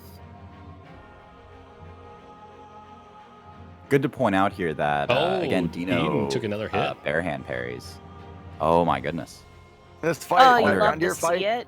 the champion The parry Gundyr times fight, are I so swear hard. to God, is the most underrated fight in this game. It is so hard to not get hit because those timings are variable, and it's really hard to explain that. but basically the timings are not every time the same. Whereas like what Dino's doing right now is always the same. Mm-hmm. The Pontiff parries are just a lot more consistent, I would say. Tricky has 2 hits on his splits now. I would honestly say Champ G, if you paid someone to do like 1,000 parries in a row on every attack, no one can do it. Like, it's just really hard. So Tricky got DSA. hit in DSA. Okay. Do we have a clip for that? Let's see. I like Eden's strategy here of hitting the mob to make sure he doesn't get knifed in the back. Pretty smart. I've never seen someone do that. He hit one of the hollows on the way in. Really cool. That's one of the. So it looks like Eden died in chat as well. Yeah, Mhm. that was. It's just a really underrated fight. It's one of the 5 most inconsistent fights in the game. I feel like it's just up there. Parrying him is so hard because his parry timing window is different than a lot of the other bosses. Not only that, but just the constant difference in distance from him affects a lot of the timings, especially the ones where he's jumping towards you or run charging. It's just like if you're right next to him, the timing's different than if you're really far away. The new controller's an elite. Oh, Gino. Well, and now if everybody keeps taking hits, Gino's gonna win with that elite. Did Tricky level his character as health bar? No, I think he has Prisoner's Chain. I think he transfused I love Prisoner's that. Chain. That's a genius idea. So what does that impact? That's probably why he went to. Yep, there's Prisoner's Chain. Look at that. Balls. Yeah. So So it gives what does him that 15 change levels for of him? stats. I know that would allow him to use Storyteller Staff, right? Or would that not? No, I'm not sure. No, it increases vitality, endurance, and vigor, basically. I believe you need the Scholar's Ring to use Storyteller Staff. at Oh, SL. right. Yes. So So this means mainly he can he's going sprint to for get longer? extra rolls and sprints. Yeah. And it's just going to make Cinder and Nameless King a little easier. She still has to do. And you know, Also maybe might he make would have ODK died a in little better. DSA because he took a hit in DSA rather. Mm-hmm. You wonder if that kept him from dying, maybe? It didn't seem like Perhaps. he had to restart. Okay, so kind of question here. What is your single favorite strategy for a Dark Souls 3 run? Honestly, my answer is going to be, it does not even apply to these runs, but the fact that you can cheese Wilhelm off the cliff with a branch is pretty my God. ridiculous. And wait, Jerome, do you recall who came up with that strat? With Honestly, the like white branch? I was trying to do a much worse strat, and just one time randomly, Wilhelm just ran right off a cliff when I was sitting there. And from that moment on, I knew you could do it consistently if you just like did it long enough and figured it out. So And it's just you, one of those you weird tested strats. this rigorously. I like tested it hundreds of for like times. 20 hours. Yeah, I needed to make sure it worked. I do personally enjoy the poop strat with Pontiff. It's a good strat. Oh, yeah. It's a really good one. What is this strat? It's the like 5 or 6 parries in phase 1 while throwing dung pies at him. I figured out a And, pretty interesting Sage strat recently. One of the last things I noticed was that if you drag Sage all the way up to that invisible barrier, like past the stairs, then he will not teleport upwards. He like breaks. So that's I think that's we saw moderately useful.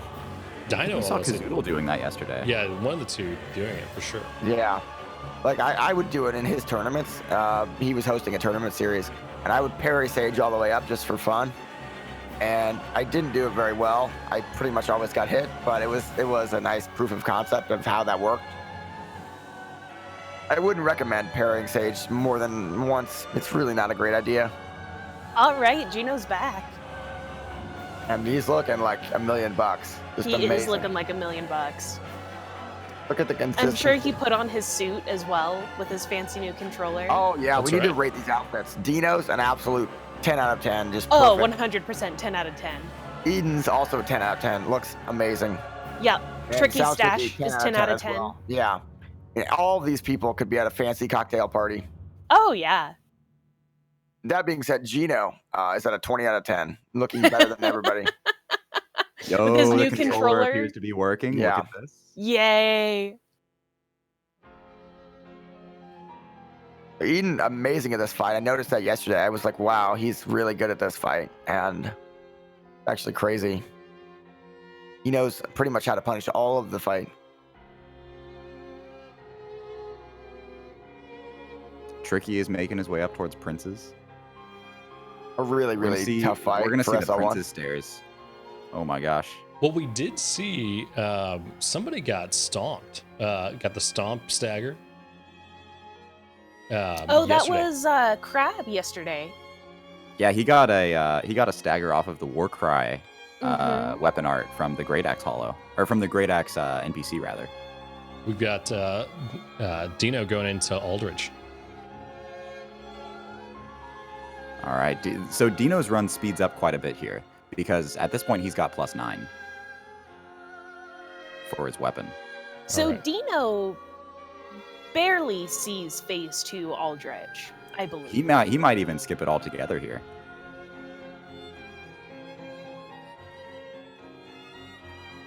He plays a very safe Aldrich, and you know, based on what we saw earlier, I honestly like that. That's a great way to do it.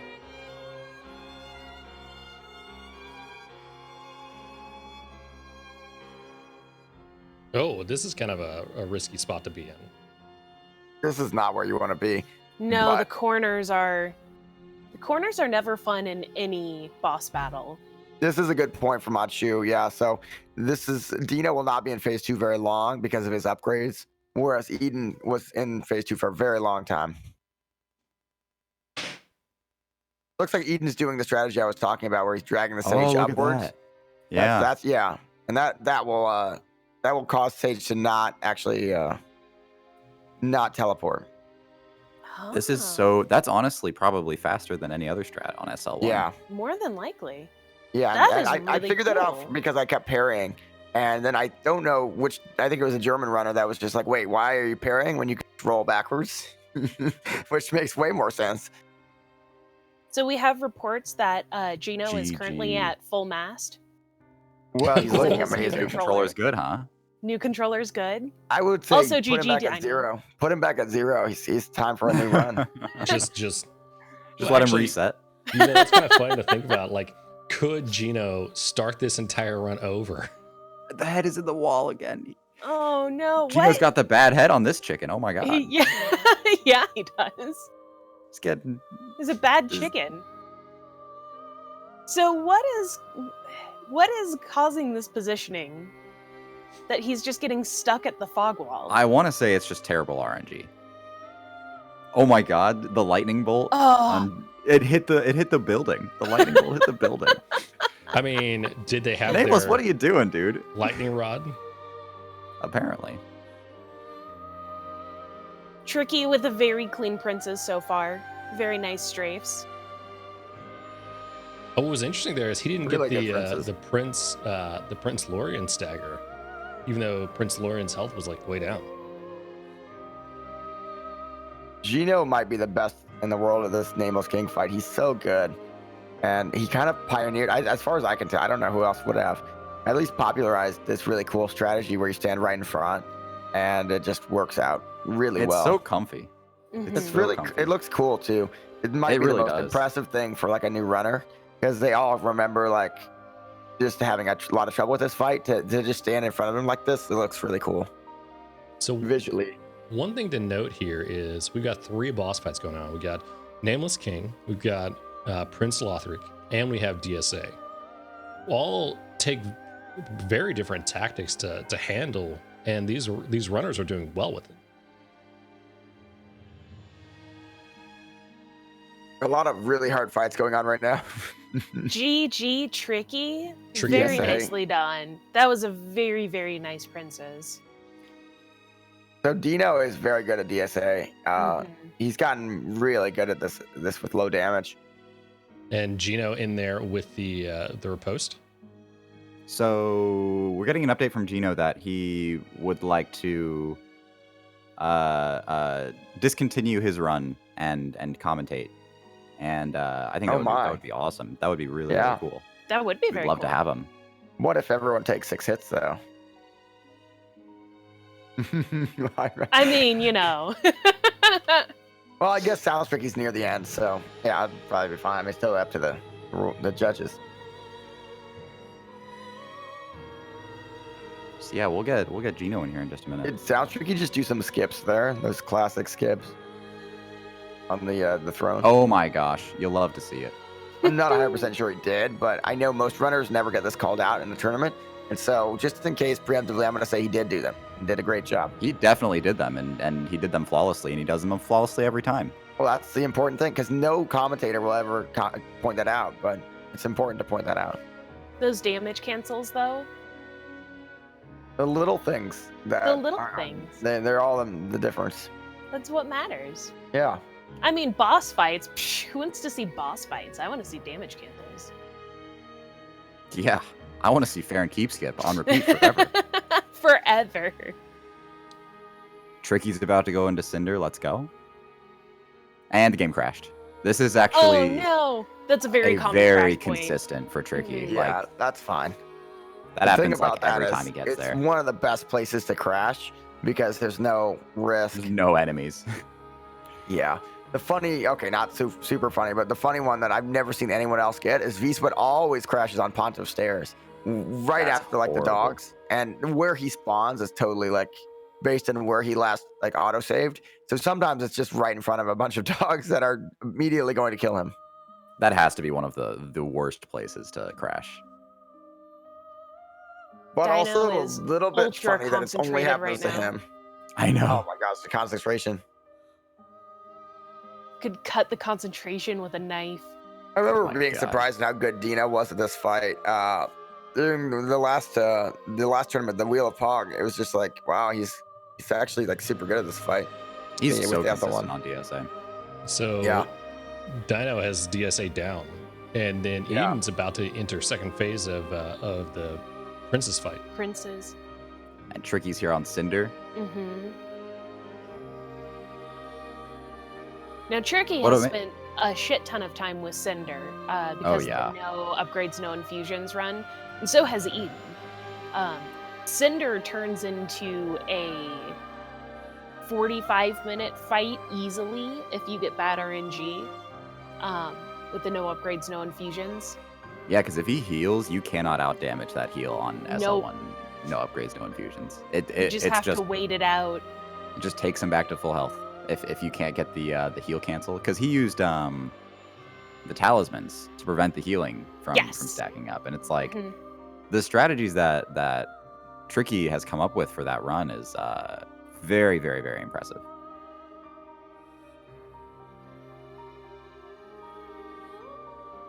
And we've got Dino doing the same strat with Sage here. Oh my gosh. This is a very cool strat to see. I think this is the first time I've really ever seen this. I wonder I if wish these I could runners. take full credit, but honestly, whoever decided to roll backwards, it's so much smarter than the parry. It's so much better. Oh gosh.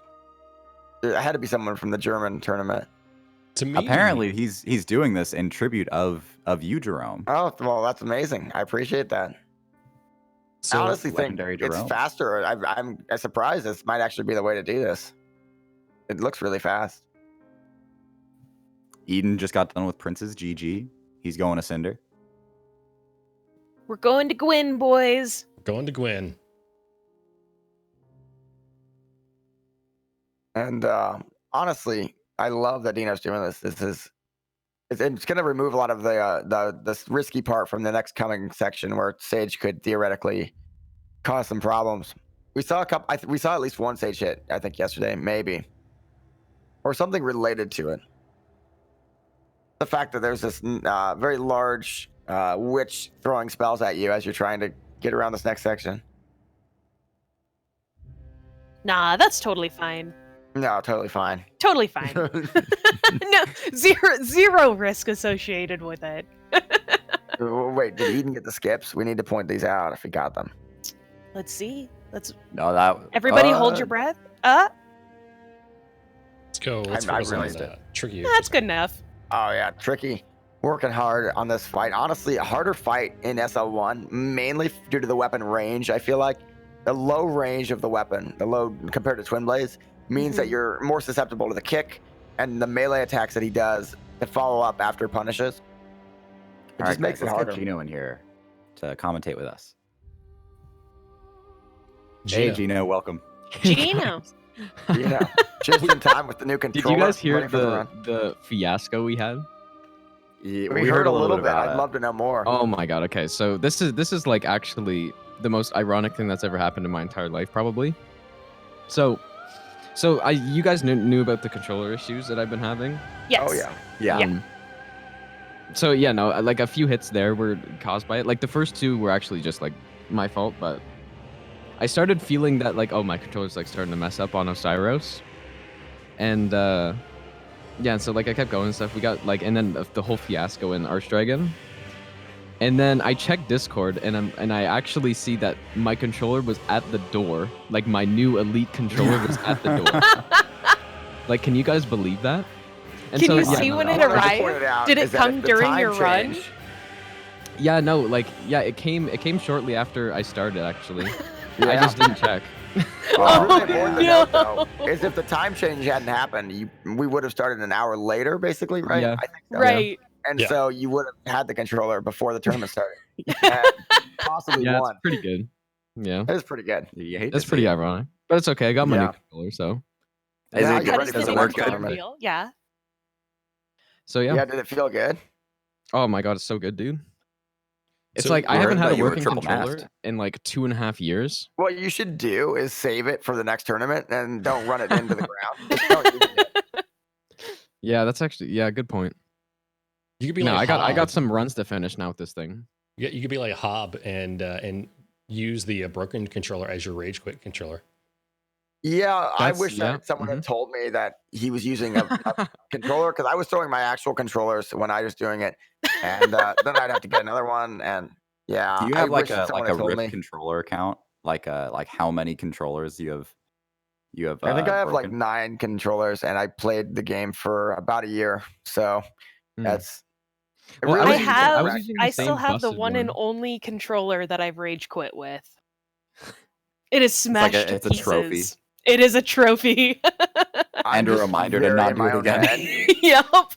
Amazing cinder fight, by the way, from Oh. Eden getting past the hard phase 1. Now he's in the Mhm. slightly not as hard phase 2. One thing I Tricky want is Tricky on got ODT through it as well? Mm-hmm.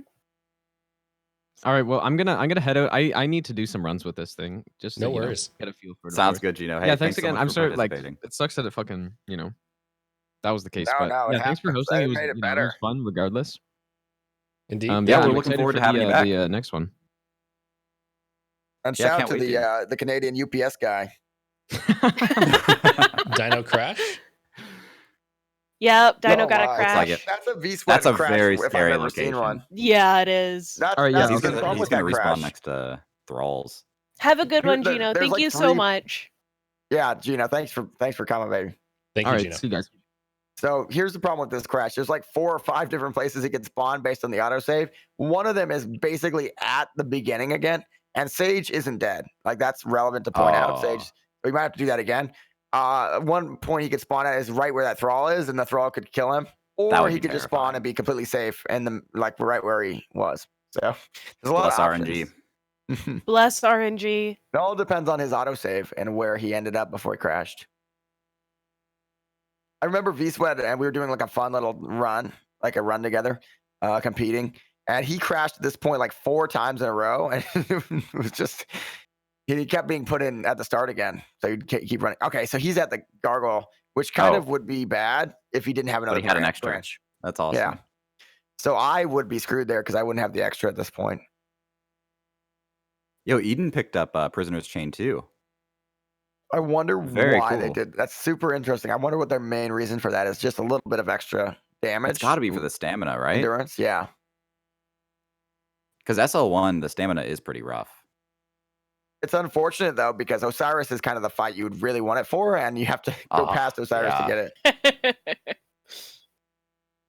Like they don't really need it for Cinder. They're too good at the game. I would need it for Cinder. I mean, I just level my my health just because. Oh, Vinny points out the items reset on crashes. That's interesting. I wonder if I guess yeah, because the autosave would put you back, so that would you're fine then. Is Eden I on didn't think of that. 5 or 6? We have 6 here, but his splits say 5. We'll have to double check the Yeah, we'll have clips. to Maybe review. maybe you and I both updated at the same time. That's a good point, Odyssey, that picking up items would trigger the autosave. I believe what V-Sweat used to do, what he would go into the menu, and for whatever reason, he thought that would do it as well, which might work. Might depend on if you're on PC or console, though. I'm not sure. Dino at the Prince's Stairs. Extremely scary. Yeah, this That's is 0 super hits. scary, but we haven't seen a hit here in this tournament, I don't think. It's just everyone has a good way of dealing with this part. Buff RNG. The other hollow was just looking away for some reason. Great RNG. Man. Oh, that was great RNG on Prince's Stairs. Holy cow. The Greatsword Knight just turned and looked away. He was like, nah, Uh-huh. you're good, bro. So honestly, at this point in the run, it feels a lot better to have gotten past those stairs. Like you feel like if you're in an 80% run, you just got 2 bosses left and no running sections. So that feels really good. Tricky Especially going into Zero. his last boss. Yeah, surprising he's going to end up finishing first. Mm-hmm. He's Oh my a God, speed demon. Eden's got a skeleton on him. Is that a problem? I don't It's know. all the way at ODK. Wow, that's Oh my God. terrifying. Hope he doesn't get hit by a ballista. You got to How did it survive the worm?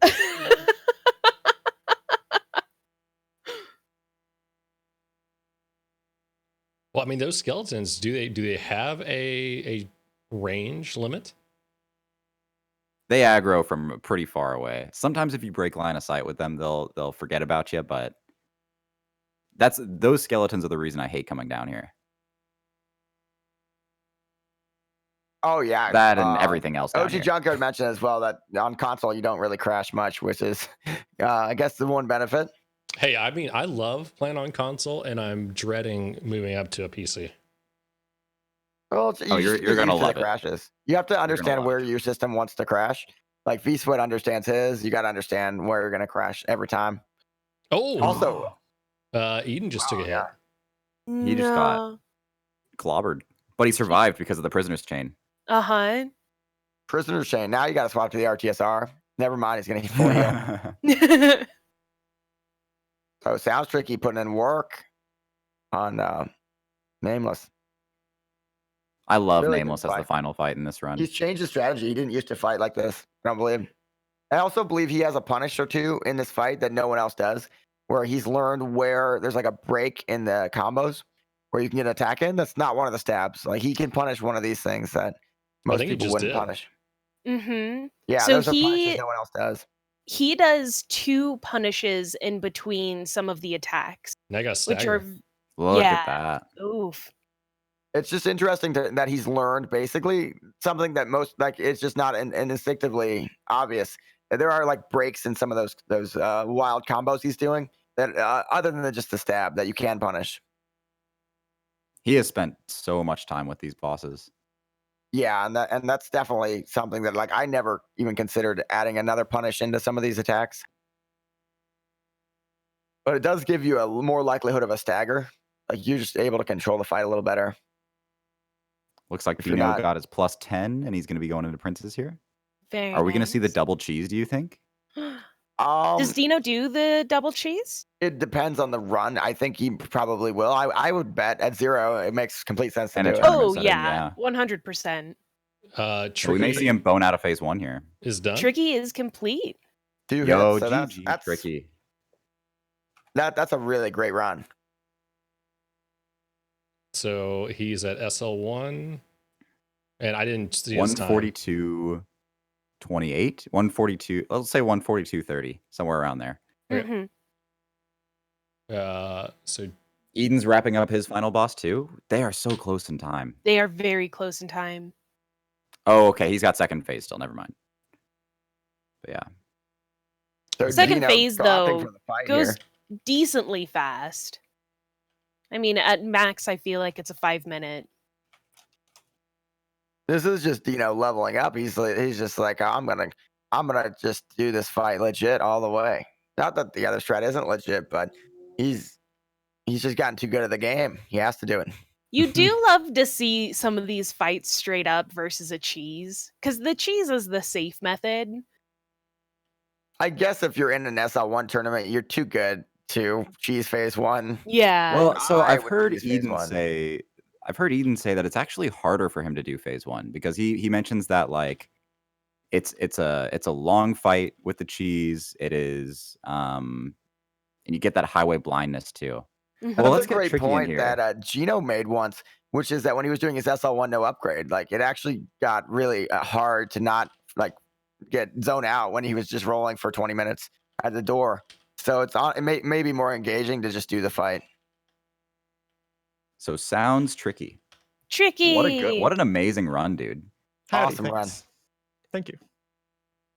Tricky. I Yeah, just want to I like the compliment you. phase 2 cheese. I do like this though. I just want to compliment you on that stash looking mighty fine, good sir. Oh my goodness, thank you so much. I appreciate it. Ray So how do ran you that feel really about your run, fast. Tricky? I'm sorry, what? How do you feel about your run? Oh, I felt pretty alright about it. I feel pretty stupid for the 2 hits that I took, but it's okay. It is what it is. Oh, you're still in Yeah, a really good so- position here with a really fast time and only 2 hits. Things are looking pretty damn good, honestly. But Oh up yeah, to Dino for at this sure. point. Yeah, he's got a good bit of the run left, doesn't he? Yeah. Mhm. He's got Osiris, which is going to be just terrifying. So Eden Yeah. just finished up too. Let's see. He has Osiris, Cinder. Does he have Nameless? He does. Mhm. What was Yeah, Eden's he's got Eden's doing time? tough all the ones. options together. So Tricky, we noticed you picked up the prisoners chain. Is that from doing the SL1 no upgrades and fusion stuff that you started doing that, or? No, 152. actually, I never did that for SO1 no upgrades. I saw other people start doing it, so I started using it because I realized how much stamina it gives you. Yeah, it seems really smart. It is really smart, actually. Yeah, it helped out a lot with Nameless. It helped out a lot with DSA, Cinder. All the like, if you want to be aggressive and you need stamina for fights, it helped with all those. But Eden with Yeah, a for 152, also very, very fast, even with the multiple bones out on Aldridge and everything. It's impressive. The Yeah, times y'all are have been crazy so fast. Mhm. I can't because believe how fast you guys are. Eden boned out what 3 times, 4 times? Yeah. Four and times for Aldrich. Oh my What god. happened was, what started it all was that he did the Ash Kit perfectly and then got arrows and then tried to do it again and died. And that was his first hit. Oh man. Well, So we guys, we actually want to got get Eden in here too. as well. Eden looking great. You're Eden, looking you should, amazing in sir. the Hello, shirt. hello. Yeah. It's really hello. unfortunate with the Aldridge situation. That was I was rough. so tilted after Aldridge. Dudes, Oh, no. It was just arrows after arrows, man. I was so tilted at this point, and this fucking spooked as well. I mean, I know I did it wrong there, but still. Oh, the fall death, yeah. And then, like, what else were the hits? Fucking insta charge from Osiris. Yeah, Meme. that fight looked really, really hard with the charges. You were at one point you were in a corner for a really long time. Yeah. Oh my god. Like, meme magic from the Vivan Sep and whatever, bitch. Yeah, the Serpent Man yeah, Summer, yeah. that was rough. I saw that as well. Like Yeah, a, that was like a really six unfortunate. or whatever it is. Yeah, I'm sorry, guys, for the performance. Oh, it's completely there's understandable. This legitimately run is nothing to apologize for. incredibly difficult, and all the runners, you're amazing at this. So nothing to apologize for at all. Thank It you. was genuinely a treat to have you, Eden.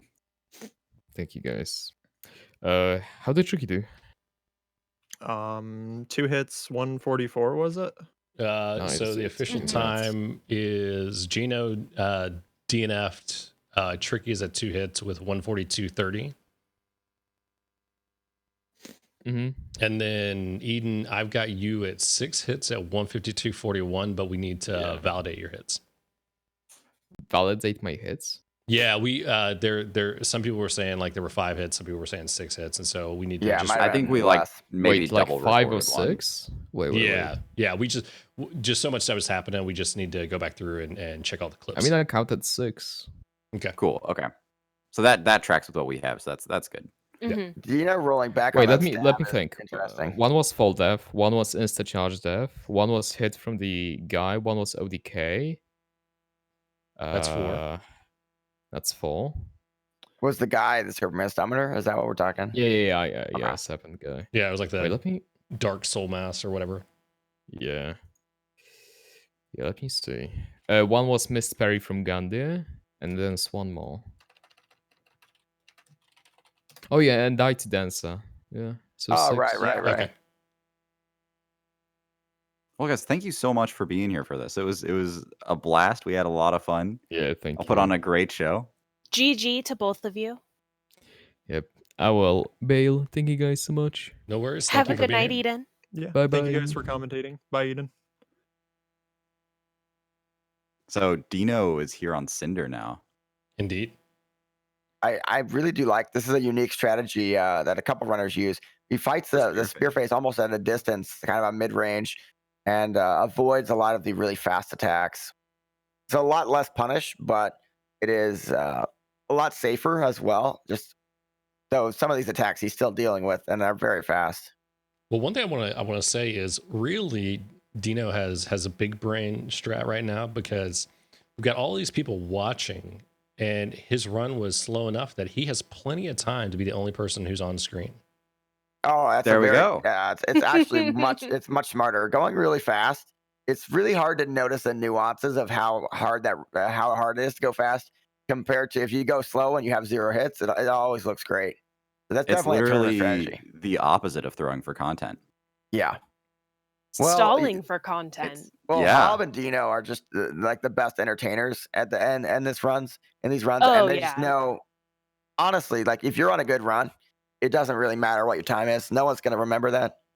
Right. And that was one of the things about this is Dino is not necessarily the fastest runner, but has been doing a really good job at, saving himself from getting hit and that kind of stuff. I mean, he's sitting at 0 hits right now. He's Dino is probably one of the most extraordinarily consistent runners out there. consistent. Yeah. And I think that comes from the trilogy run that he did, as well as the basically the God run that he's working on right now. Is Oh, for sure. you have to be super consistent in everything you do and very deliberate in everything you do in those runs. I think it all comes down to his running sections are perfect because of the God run, and it's just like he's not going to get hit on some random running part because he just does. He's perfected all the strategies, and what if anything's going to hit him? It's these bosses from the SL1 because he just doesn't. He hasn't done the SL1 all boss as much, Mm-hmm. but his running sections, like he's not going to get hit ever, pretty much. Well, that was kind of And look at that tie too. the tie. That bow tie. Oh my god. Just as a reminder, Dino here, he only started working on this run like 2.5 weeks ago. Mm-hmm. And basically, whenever we announced and said, "Hey, this is officially what we're doing for the tournament," that's whenever he started this, like at SL1. I don't think he had done like an SL1 run prior to this. So he wasn't getting a lot. He was getting a lot of rolling attacks, I believe, because he was doing an instant attack after his roll, which it doesn't seem like it's going to matter much because he does have pretty solid damage. But that's something that I always made it really difficult for me, was trying not to get that rolling attack. But I think Yeah. he just doesn't care because he's doing enough damage. It doesn't really matter. It kind of showcases just how comfortable in the Cinder fight he is, because he doesn't He's- care if it takes a little bit longer. He just wants to take that guaranteed damage. He's really great at baiting out attacks, like good attacks. He just stands in front and is getting a lot of great attacks. I think Yeah. it's all due to his positioning, really. There it goes. GG Cinder. That was an amazing GG. phase too. That was just really perfect. That was perfect. So that's an any percent down. SL1 down. 0 hits. He's He's so celebrating, dancing. He is so pumped. I mean, so he got this exact run that for the tournament, he got that like 3 or 4 days ago.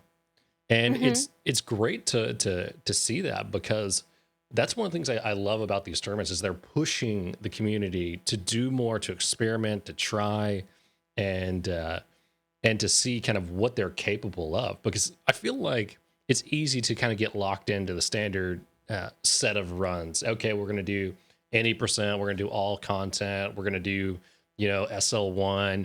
But you see people like Tricky, who's like, let's do ultra great swords runs. You see, others who are doing pyro only, or broken straight sword runs, or whatever it is. It's very, very exciting to see kind of like these tournaments come around and push the community in various ways. Well, I just love it when somebody gets a no-hit run, and he just got one. So you don't get to see them every day. That's actually right. Especially SL1. Like, I don't think many people here have seen that many full SL1 runs, and we just sat here and watched one. And that's awesome. Mm-hmm. And it's hard too, because we know he still has bosses after this, so it almost negates a little bit of the excitement. But any person is extraordinarily hard to do. Oh, he's having tech issues? Oh, well, Gino stole his controller, so. Yeah, apparently. Also, Swapped I it want while I to point wasn't out that looking. Gino said he got a message on Discord that his package had arrived. Is there some kind of UPS Discord integration? How I'm do I missing out sign on? up for this? I know, I right? don't understand. When that are we means. going to see a UPS percent run? I think what he must have not been saying is his mom Discord DM'd him that the package had arrived or something. That's the only thing I can, which implies that his parents are on Discord, which is never mind. There's a lot of kinda cool. unanswered questions. Maybe he's just got the coolest parents out there. Yep. Or Except for or Jerome, there's a who roommate we brought don't him know soup about. yesterday. Oh my god, I'm looking forward. Jerome, to that how was soup. that soup, dude? Really good. Looking forward to more. Nice.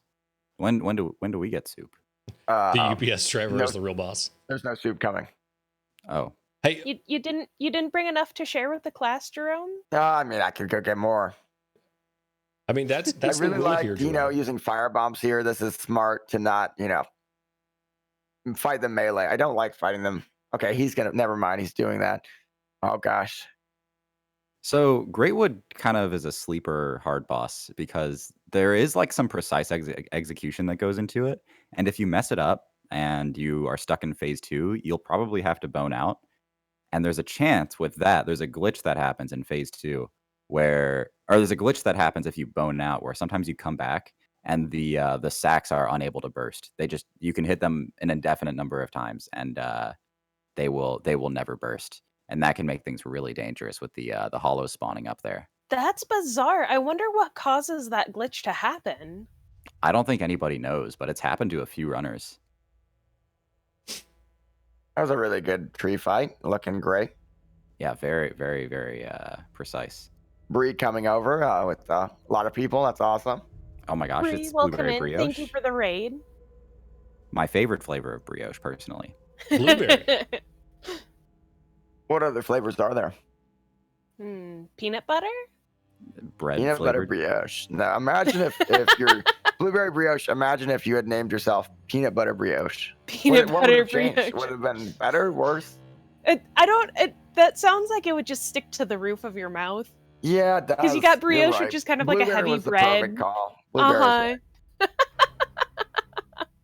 was I'm in the market for a brioche if anybody has one.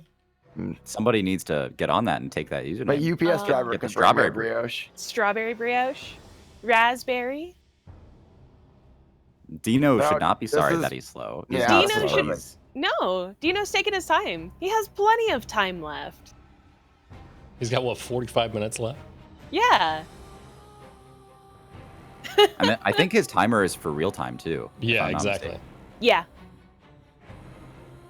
I wonder how much time that would cut off. Probably not a ton, maybe like 2-3 minutes while No, loading. it's actually like a sizable amount. It's like, I think if you're at the end of it, it's like 10 or 15 minutes. It's a decent Oh amount. my.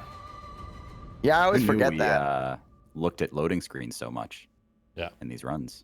Well, so there is a time limit, since somebody asked a question about that. In-game time, they have a time limit of 3 hours.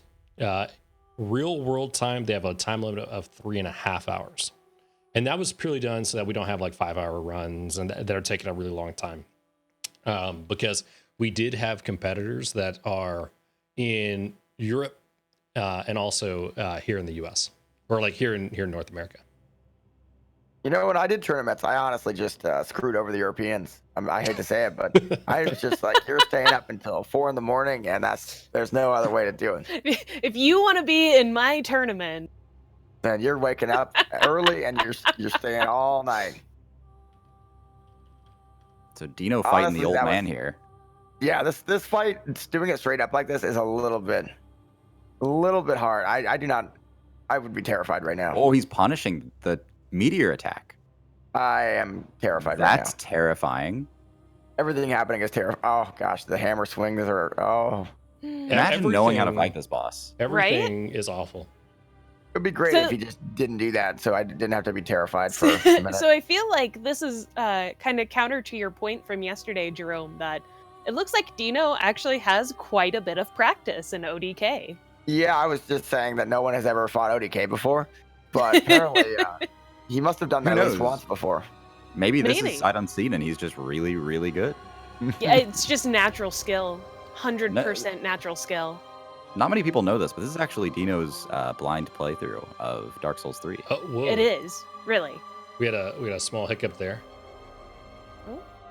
With the streamer or what? Or... Yeah, it was. I think the stream, yeah. Did Oh, a UPS driver arrive at your door and deliver another? I mean, honestly, if the UBS driver showed up in my place, I would be really shocked because I don't have any packages coming. Maybe know, the I would UPS be too. driver.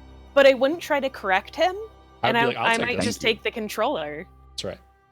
Okay, question. Sure, my name is John Smith. Oh yeah, exactly. So question here. There are elevation changes in this arena. Is it Mhm. possible to somehow get under the AoE attacks? I would don't guess even- probably I- so. Oh my Especially God, that because would when your be- character attacks, they dip their head down a little bit. So if you could time the attack perfectly while also being on that elevation difference, I bet you could crouch underneath that. Interesting. Well, who knows? Maybe we'll see. Maybe we'll see like Gino pull that out for a speed run. Maybe. New It- ODK strats. I know, right? ODK is very annoying though at times because there are only a couple attacks that I like to most people like to punish, and he doesn't like to do them very much in the second phase. For whatever reason, I don't know if that's just the AI changes in the second phase, or if it just feels like he never does because you really want the flamethrower attack where he like spits flame. That's really great to punish, and Does doesn't ODK do really much. have a second phase though? It feels like it's the same fight all the way through. you I might think be he right. unlocks a couple of attacks, Ah. but it's by and large the same. I just feel like at some point he stops doing good attacks. I don't know what that point is, but Is this a difference from Good Head?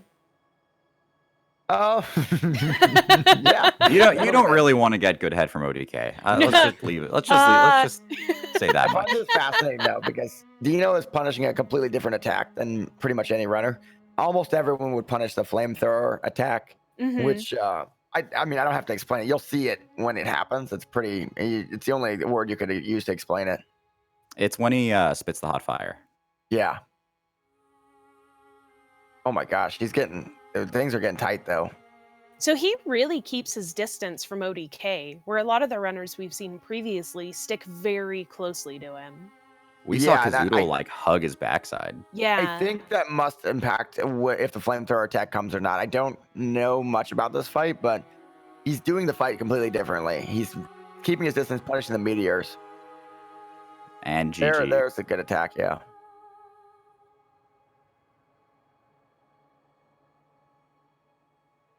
Really nice. Didn't get stuck in the hammer even one time, which is great. Mhm.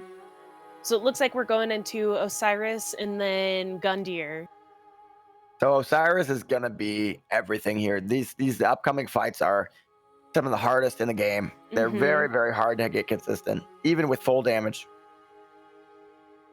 I'm They're just very really surprised that hard. he's doing these last three bosses in this order because of how tough they are. Well, I feel like it's really cool to watch at the end of the run, and maybe he just kind of tacked them on at the end. He wanted to get the 90% first, Mm-hmm. and it definitely be a lot of the other runners. They had their order based on grinding other runs, I would assume, and they kind of set their order like that. That makes sense. Yeah, it Where was kind of he's like just kind of added this onto a different run he was doing. it's kind of like efficiency versus safety. Where it's Mhm. like here he knows he's gonna have the +10. He knows he's gonna have RTSR for every boss. Also, importantly, he has maximum skulls. He's got green blossoms. He's got his lightning. Oh my got god, look at everything- that everything. face.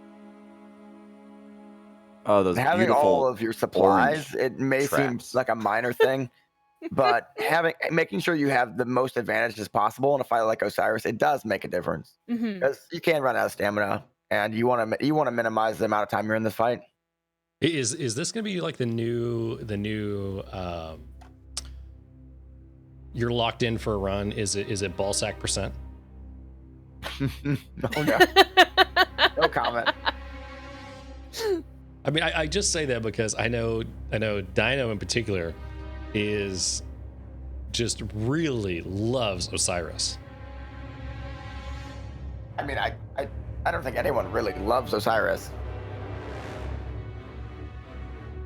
Ooh, this is interesting. No firebomb here. He's gonna opt to dodge the knight. No, he's not. Wow, cool new strat. What? Did he just? What is that strat? Did you see that? He just did that. He's just playing Ring Around the Rosie. That's all. I didn't know. We always threw a firebomb there for years. It was Mhm. the most embarrassing part of the run. I would miss like 10 of them. And he just jumps down and makes me look like an idiot. Wow. Oh, here we go. No green blossom yet.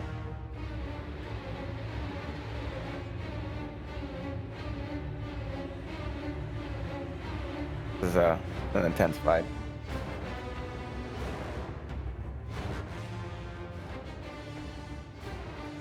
I really do like the phase one though. It's a pretty easy phase one. It looks really dangerous, but phase two is like 10 times harder. The phase two is so hard.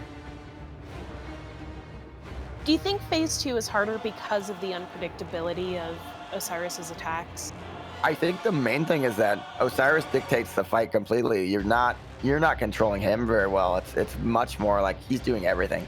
Right. And it's very different than any other boss in the game. I assume if every boss was like this, we'd get pretty good at this. But most of the bosses, you're controlling them. You're kind of deciding when you want to punish. This is like, if you're in this fight long enough, you're gonna get hit eventually. It's like everything seems to be catered around that charge too.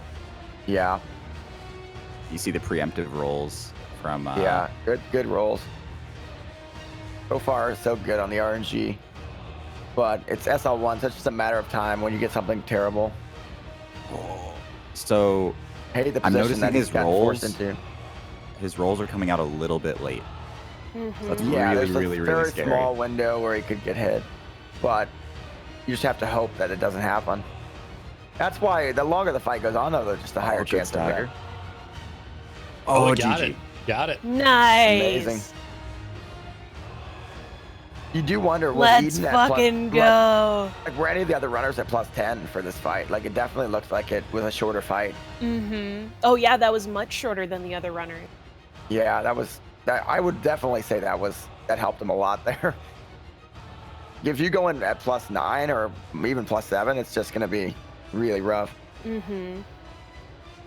Well, and that's one of those fights where the longer that you draw it out, the more chances of the instant charge, the more chances of just some, meme bullshit hit happening. Oh, good to point out. He's not going to be parrying at all. That's going to be awesome. And wow, this really fast strategy here. Gee, this is very cool. He has some really nice innovations here. I don't know if he came up with these. Wow, that was sick. Extremely clenched there. Mhm. That was really, really cool. I've never seen two. He did two things in the last like 5 minutes that I've never seen before, ever.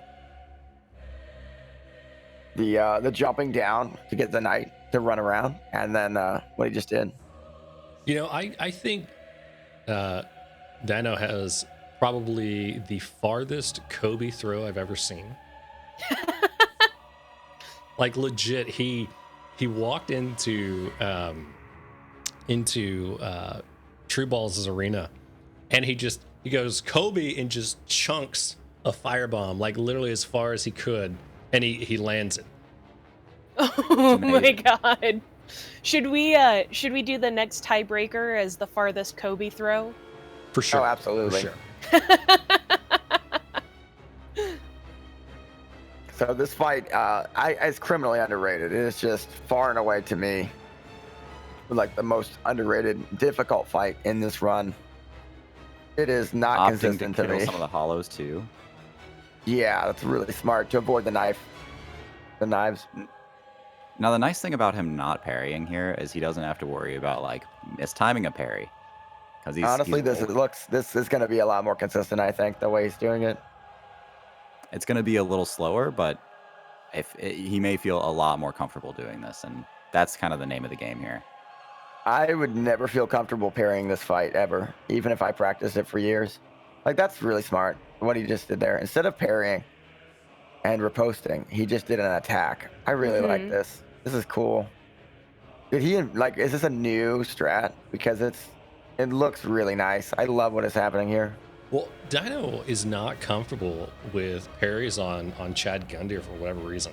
No, I mean, no one should be comfortable. No, it's not consistent. The distance constantly is changing. You really don't want to parry this fight. I have a question here. You know, so I'm looking at this kind of similarities between Gundyr and Gwyn, because they both have kicks. They both have like some of the attacks to me kind of seem a little bit similar, and so I'm wondering if, from an unspoken lore perspective, there is something from maybe a training aspect or maybe a, you know, character relation aspect that's unspoken. Well, something that we see with like Cinder, for example, is Cinder takes on a lot of the attacks of all of the other bosses. Like he takes on attacks from like all of his different phases are attacks that you can see in the game and spells that you can see in the game. And he's almost like this coalescence of all the other bosses. It's kind of cool to see.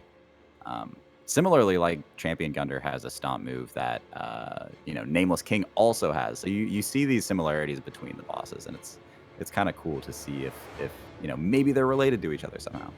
I really love the strategy though. It just seems so consistent compared to what the alternative is. Mm-hmm. You know what would be the worst part of this is if not trying to jinx Dino or anything, but rolled off the side. Oh my god, Caster Curse. No, Junkie, take it back. Junkie, take it back right now. That is very likely to happen. It is likely to happen. I have done that before. The one scary thing that I'm thinking of here is I wonder how he deals with the rocks. I wonder if he plays it out. We don't talk about the rocks. As long as you don't mention the rocks aren't a thing. What rocks are we talking about for somebody who's uninitiated? So one of Gundyr's moves is he slams into the ground, and when he pulls his spear out, it can send a rock shower, basically.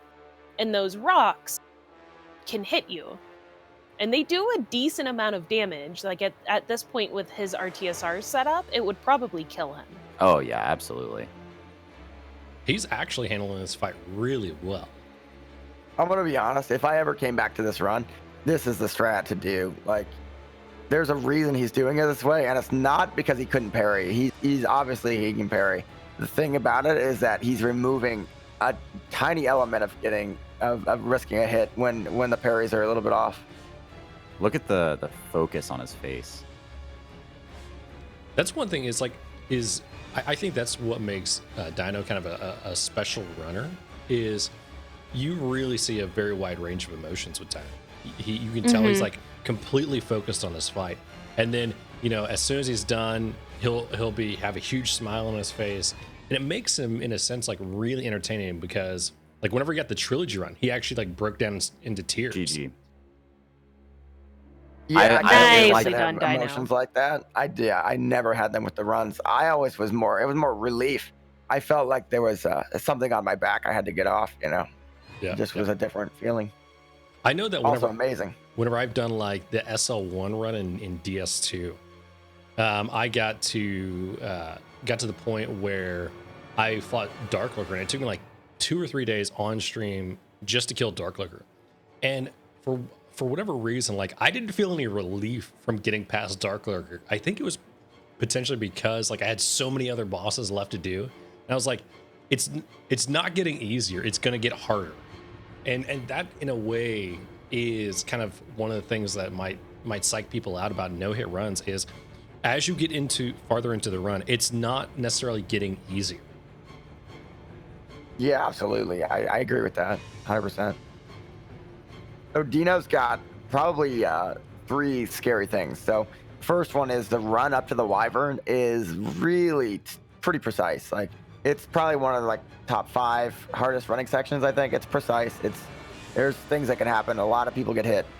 So he's got that running section. Then he's got the Wyvern fight itself, which it's not free by any chance. And then he has the running section up to Nameless King, which is another tough one with the Serpent Summoner that hit Eden. So that's not free. And then probably the 3rd hardest fight in this whole, or 4th hardest fight in this SL1, he's got the Nameless King fight with very low stamina, very low damage. So we'll see. Okay, let's talk about Wyvern for a second.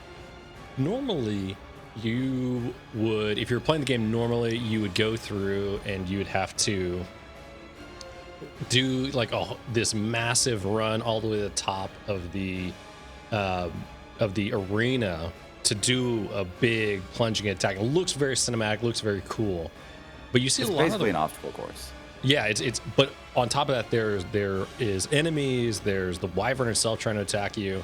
There's all this stuff going on, right? So one of the things I wanted to ask is how reliable is the Wyvern cheese, for lack of better words? Like, is it easy to miss the jump and get hit, or is it like if you're in the right position, like you're fine? A lot of I would say runners it's can a pull it off lot. 100%. Oh yeah, it's a lot more consistent than the alternative, which is just a really, really, really hard chain snake fight. That I mean, it is a little cooler, but honestly, it's not worth it. It's not worth it. The only runner I've seen recently do it, Hob did it, and Donnie, I believe, also did it. Those are the last 2 runners that did that in their runs, and it is terrifying. Just recently, Not- there has been a competition with a lot of runners where they're doing the SL1 all content glitchless speedrun. And in that rule set, for some reason, the Wyvern skip has been excluded. It's been forbidden. So they actually do have to That's go run past right. chain snake. I forgot about that. Okay, so it's a coin flip every time. Why was it excluded? Do we know? Is it just because it's considered a cheese, or is there some special rule? It's arbitrary, honestly. It's all based on the decision of the rule makers. That's one thing that we would just consider to be arbitrary. I kind I of think- like For it that though, particular one. because honestly, if you miss that skip in a speed run, you're kind of toast, and it's hard to just do it reset. first try every time. It's really not easy. I don't mind the idea that removing really hard to do skips wouldn't make me too angry. So I Yeah, do, for sure. I do have a question here. What do you think is probably the most visually impressive part of any of the runs, like not just DS3 or like all content or whatever?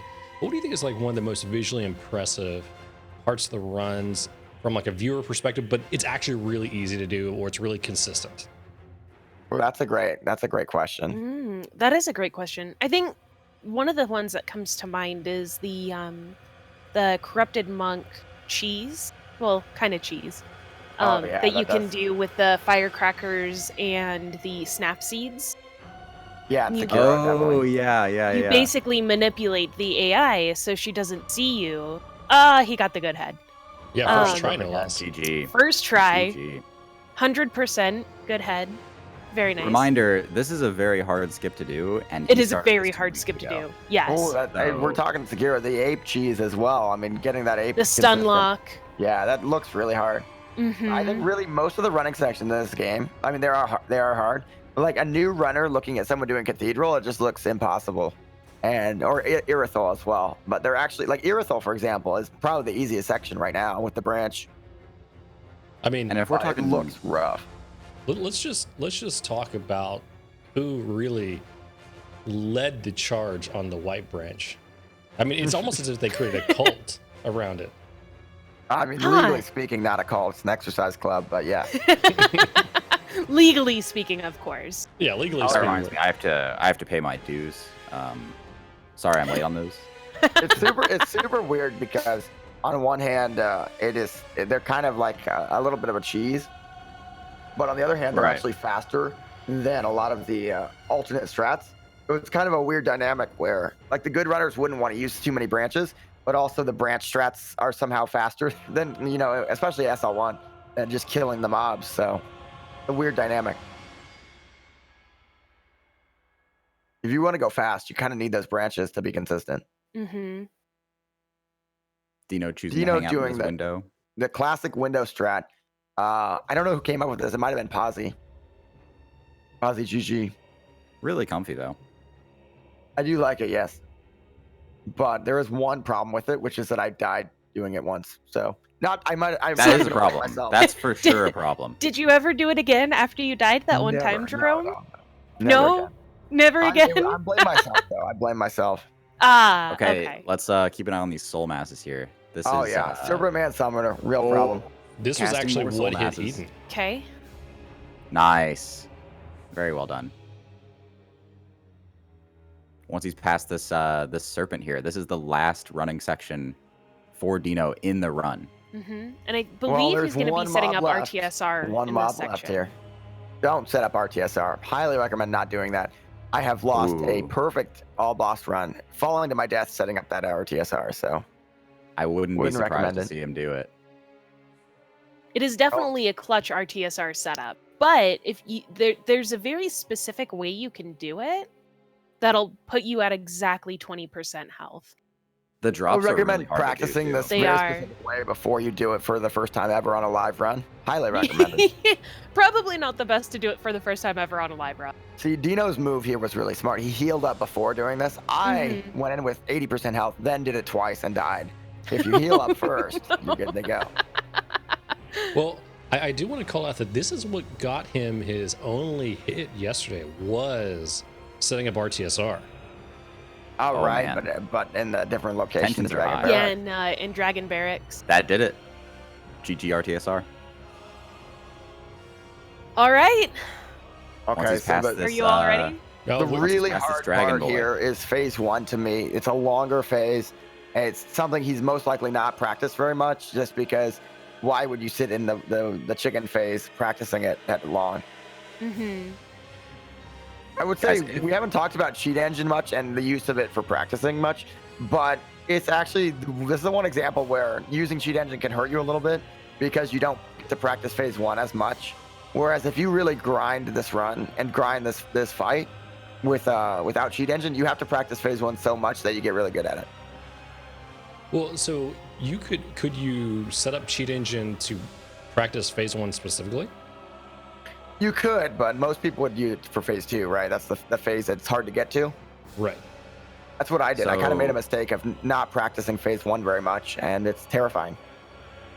Something to note on phase one here is that phase one Nameless King has two of the rarest attacks in the entire game. One Like, what's the is gust a of wind very attack? quick lightning bolt. Yeah, and the other is the gust of wind. Yeah, the lightning bolt where he's really close to you melee range, and he'll do a lightning bolt, right? Or a lightning Yeah, attack. and you can't. He goes out of your field of view, so you can't see it coming. You just have to go off of audio and memorizing the timing. And because it's like a 1 in 100 chance, oftentimes you're not prepared. These melee ranged attacks with the guy on the Nameless King on the chicken are really tough, and it's really hard to tell when they're getting followed up. One thing I want to call out here is if you look at the damage difference between what Dino is doing, and I want to say Gino had the club earlier. The Yeah, first 'cause time, he was going he for was doing the club. staggers. Mhm. Dino just did 1,600 damage, and I'm pretty sure Gino was doing 75 a hit. So that's Right. a pretty big. But that's we a did massive notice that Dino got a stagger in, and I think Gino, I don't know how many times he hit and didn't get the stagger. So that was because the chicken put his head inside the wall, so he wasn't able to actually hit the head. Mm-hmm. Oh, I And see. he doesn't stagger unless you hit his head. So phase And two. that was another instance that we saw of getting very similar RNG when you're doing the boss multiple times in a row. Yeah, he did it twice in a row and got the exact Mhm. same RNG. Looking really great on Yesterday, this fight. Dino's Looking Nameless amazing. King was so clean, so He's double punishing a lot, and I do wonder about his stamina. I mean, I'm sure that he knows it, but you could get into some tight situations considering that Nameless makes you roll a lot. What? Okay, so talking about stamina management, like, what was probably the hardest parts of getting that stamina management down for various boss fights? I'm gonna be honest. On fights like Demon King, the Demon Princess, for example, the reality is you just you get hit so many times that you just stop punishing, and you're just like, okay, I'm gonna hit one time, and that you just kind of you learn by getting killed over and over again that you just can't do certain things. That's how I for learned, at me, least. I find myself in fights like this where, like, after a lot of practice, you kind of just know like what the attacks are going to look like, so you don't have to watch them as much, and you can just stare at your stamina bar, which I tend to do that a lot. So like Dino's very low stamina right now, and he's gonna need to regen. Okay, he's good, but So, and that's one of those things of practicing a boss so much is eventually you learn that FromSoft bosses have huge tells as to the attacks that they're winding up to do. It's just when you're in the heat of the moment, the first or 15th time that you're trying to beat the boss, you're panicking, and that anxiety is causing you not to watch the tells as much as just get the fuck out of the way from the attack. Absolutely. So once you have enough practice, you can say, okay, I know the tells. I know I have X amount of hits in between. Oh my god. Oh, that was clutch. He's okay. He's okay. What a roll! Let's go. Oh my, He got 0 it. hits. wow, This is his awesome. second Let's ever fucking go. 0 hit He got all it. vanilla bosses. That's Dino. amazing. Oh my Look god, at that. GG. Dino. Look at him. Oh no. Oh baby. Oh, GG. That was awesome. Yes. Oh man, that Our only runner in the whole. And there's Dachu, of Tournament course. with 0 hits. Shout out And it's Dachu only for the his hug. second time. So honestly, like all of these runners are fantastic runners, and legitimately any one of them could have no hit this game and could have won this tournament. So it literally came down to who was able to best execute today. Mm-hmm. And he executed real well. That was amazing. It was Indeed. an extraordinary run. That was so good to watch. Yeah, and Uprising in Chab brings up a good point. He basically no-hit both of his runs because if you think about it, yesterday, the only hit he took was to that death. Yeah. Yeah.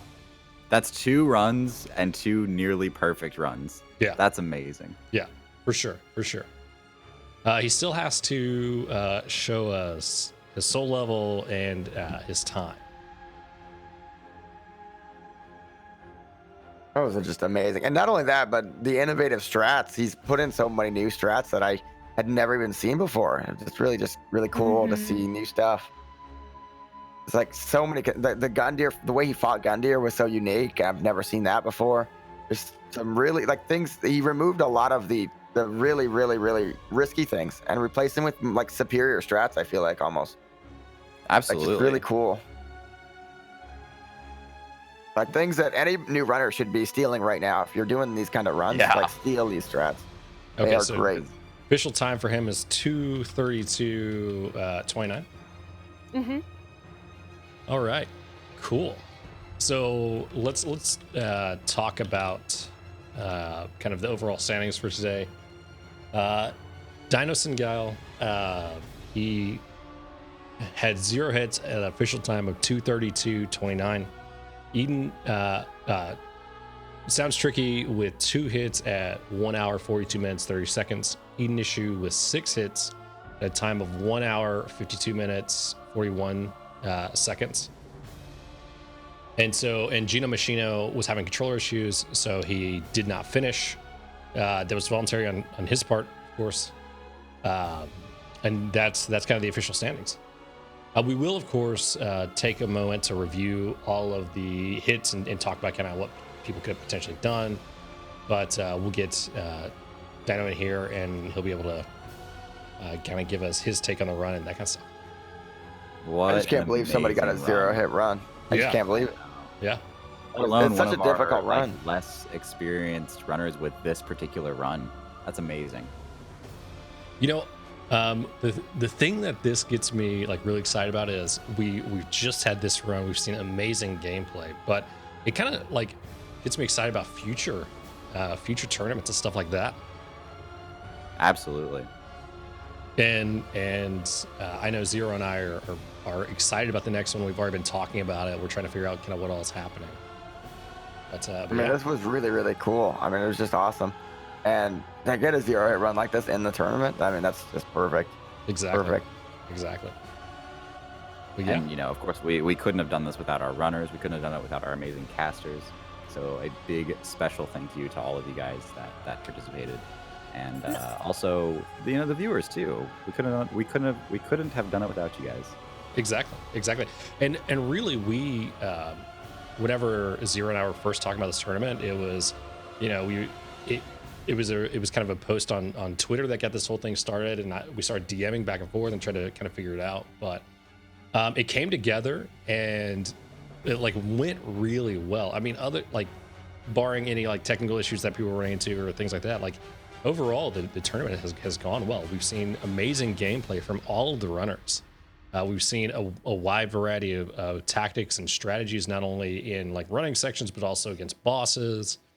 And I think at the end of the day, this is kind of stuff that whenever you're watching other runners, it pushes your runs to a new level because you're seeing things that you may not be doing or trying. And for sure. Going from there. Let's get Dino in here for a little post-game interview. To these amazing Dino. Hold on. Dino. Let's check your mic level. That was amazing. Yeah, it was we're good. like I'm literally passing out right now. This is that shouldn't have happened. Dude, we're passing out too. That shouldn't have happened. We're all passing out right now. It was a slow run, right? But it felt so good It running was this so safe. Like it looked safe as hell. It It looked was perfect. pretty okay, yeah. It was pretty okay. Very well done. Thank you so much, guys, for setting up this tournament. This is absolutely amazing. I mean, you did fantastic. I mean, your runs both days were phenomenal. I mean, really, truly. Yesterday, the only hit you took was due to the fall death. Gravity. Yeah. And so, I gravity. mean, like you didn't take any hits to any enemies or bosses both days, which is astounding. Mm. But yeah, I'm surprised as well. and Thank you so one of the much. things I Thank you so want to call out as well is you also got your first no hit of this run. What, 3-4 days ago? Yeah, 4 days ago. Yeah, this is the second one basically. It's amazing. I don't know. It shouldn't have happened. As I said, it shouldn't have fucking happened today. I don't know what happened. How did you feel on the run? Like as you were coming towards the end there, going into Nameless King. What? No, what? How did you feel? Were you like were you freaking out Like at all, everyone- or? They told me that Tricky was the runner with 2 hits, and I knew I had like one hit to Nameless would be okay. So the first try on Nameless was pretty okay for me. My only hope was that he doesn't do his lightning thingy twice. The face transition attack. Yeah, in phase And 2. when he's in phase 3, he can do this phase transition, like when he charges away from you and do the phase transition again, basically. Yeah, that's a really tough to Yeah. deal with. And I have no idea what to do there, basically. I'll just panic roll. But he didn't do it. Oh man. I There practiced. was some really great strats though, especially that champion Gundyr without the parries. That was really smart. Yeah, I'm not Really smart. confident parrying like at all. And I'm doing the run without a shield, so it's even a little bit harder to parry him. So I practiced him without parrying.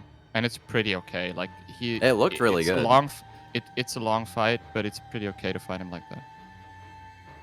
So what is next for the Dino Sengao? For me, like we're starting Soulsborne tomorrow again. Like we're back to Soulsborne. We did the Trilogyborn right before the tournament, and now we're going for Soulsborne tomorrow, starting basically. Good luck with that. That's a huge run. I'm excited Yeah. to see it. Now to talk about that one for a second, you've already made it to the final game before. I think Demon Souls was the last game where you ended up taking a hit, but you had played through Dark Souls 1, 2, 3, and Bloodborne without getting a hit. Yes. Yeah, exactly. We got staggered from the Tower Knight in Demon Souls in last game. But I mean, that is astonishingly good. I mean, that shows like your consistency as a runner to be able to do that. Thank you so much. Thank you so much, OG. Yeah, I hope we'll do. Like, it will take some time, of course. I think at least like a couple of months. But I hope we can do it this year. Within this year, that would be great. Indeed. And that's next, basically. Very cool. Best of luck to you, Gino. I heard Gino's controller got like was fucked today, or he got hit a lot and pulled out. Yeah, Gino was having some controller issues and ended up actually getting a delivery of a new controller in the middle of his run. Yeah, the new controller showed up on his doorstep. He got a new one, but he didn't use it, or what? Well, it arrived came an so hour far after the tournament started. Oh, okay, I see. Oh man, that's so unlucky. Like, let me say this: it's such an honor to run against Sounds Tricky, Eden Issue, and of course Squill and all of these people, because these are the best players when it comes down to Dark Souls 3, right? And it's just such a shame that Gino had to play with a broken controller today, because I truly think he would have clapped my cheeks. By time, of course. Because he's so fast and he's so fucking class. Yeah, he's so fucking clean at this game. So thank you so much, guys, for setting this up and for the cast. And Jerome, thank you so much for casting as well, and Pixie.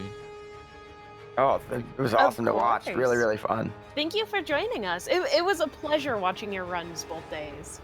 Yeah, thank you very much. I'm going to end my stream now. So I don't rate you now, OG, right? No. I think you're... I mean, we're probably going to wrap up too. Unless you want to, we're going to be reviewing clips and of people's hits and stuff like that, but it's not necessary. I think I'm going to rate you, and you can just rate everyone else, like anywhere else. It'll be a raid train. Raid train. Basically, raid train. There are a couple of hits to review, right? Yeah. So, Mm-hmm. So thank you very much, guys. Have a wonderful day or evening, and thanks for having me. You as well. Dina. Bye, See Dino. you guys. Thank you. Bye. All right. So we are about to go into the replays, and let's go ahead and start getting those clips pulled up.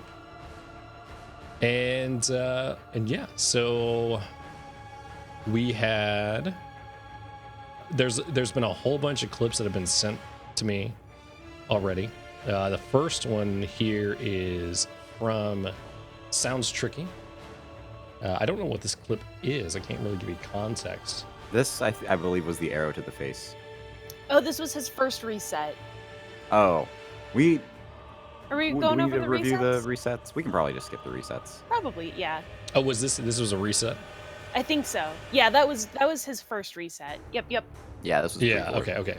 Yeah, so we'll skip the resets, and we'll move on to Gino's first hit.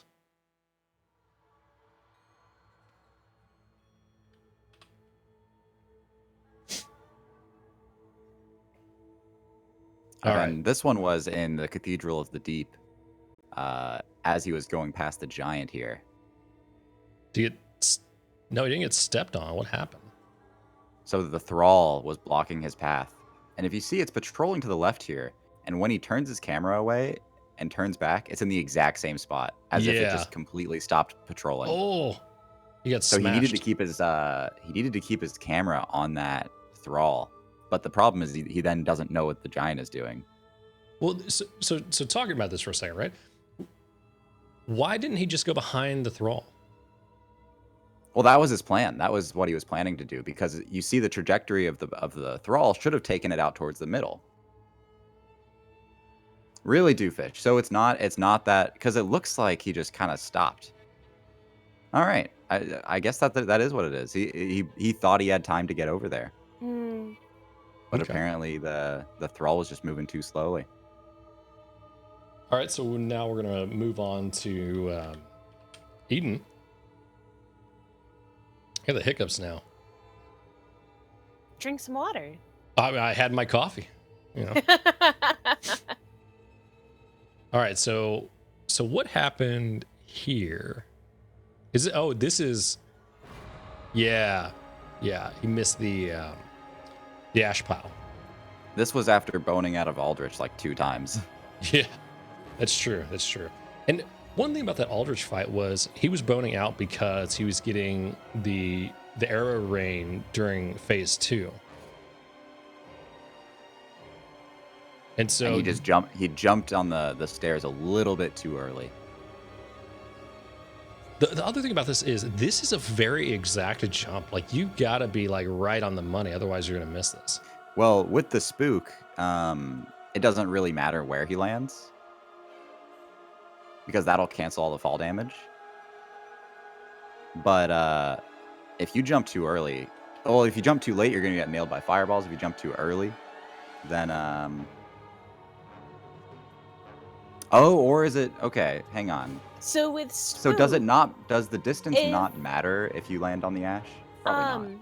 if the fall is a guaranteed kill, Spook will not save you. So Interesting. I wonder why he depending casted it then. on- Well, I think it negates the fall damage for the regular skip there, but I think he jumped just a touch too early. So yeah. All right, so let's move on. We got the next clip. This is a Geno Machino hit in Osiris.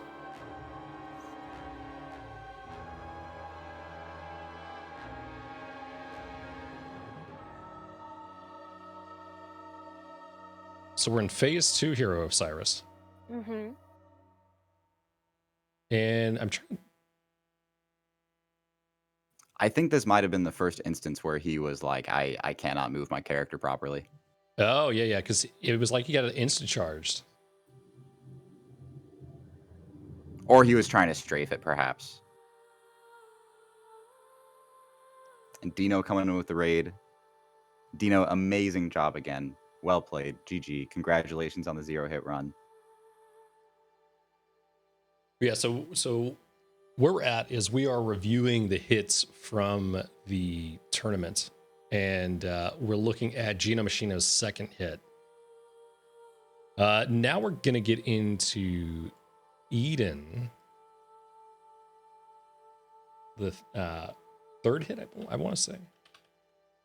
No, Eden's second hit. My apologies. Second hit. Yeah. All right, so.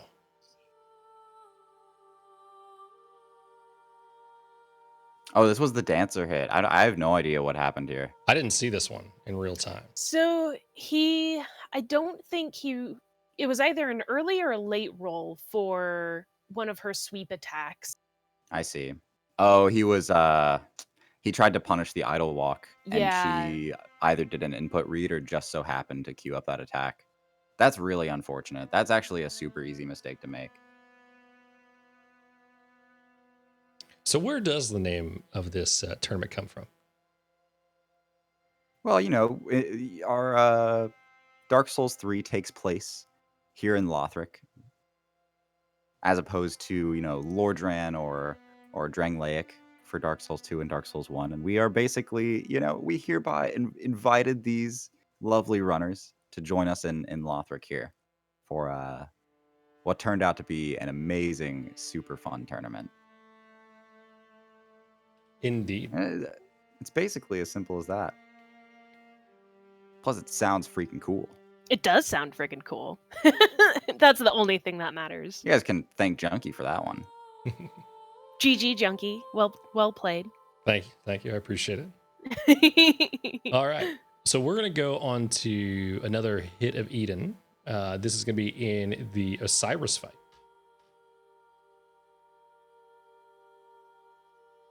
So this was another instant charge gone bad, I believe. Yeah. Look at that, yeah. It's one. This fight is so hard, and like the decisions that you have to make happen in under a second, like well under a second. Well, the other thing I found about this was it looked like this kind of spin attack that Osiris was doing didn't spin the normal amount. So there's two different spins, and they're very hard to differentiate. And typically, whenever you roll that spin, you kind of want to wind up behind him, which he more or less did. But it looks like he buffed. Oh, he was locked into the animation of the gold pine, the gold pine bundle. I see. Yeah. And that the pivot into the charge, it's literally the worst RNG he could have gotten. With being stuck in a corner. Yeah. Everything that could go wrong in that instant did go wrong in that instant, basically.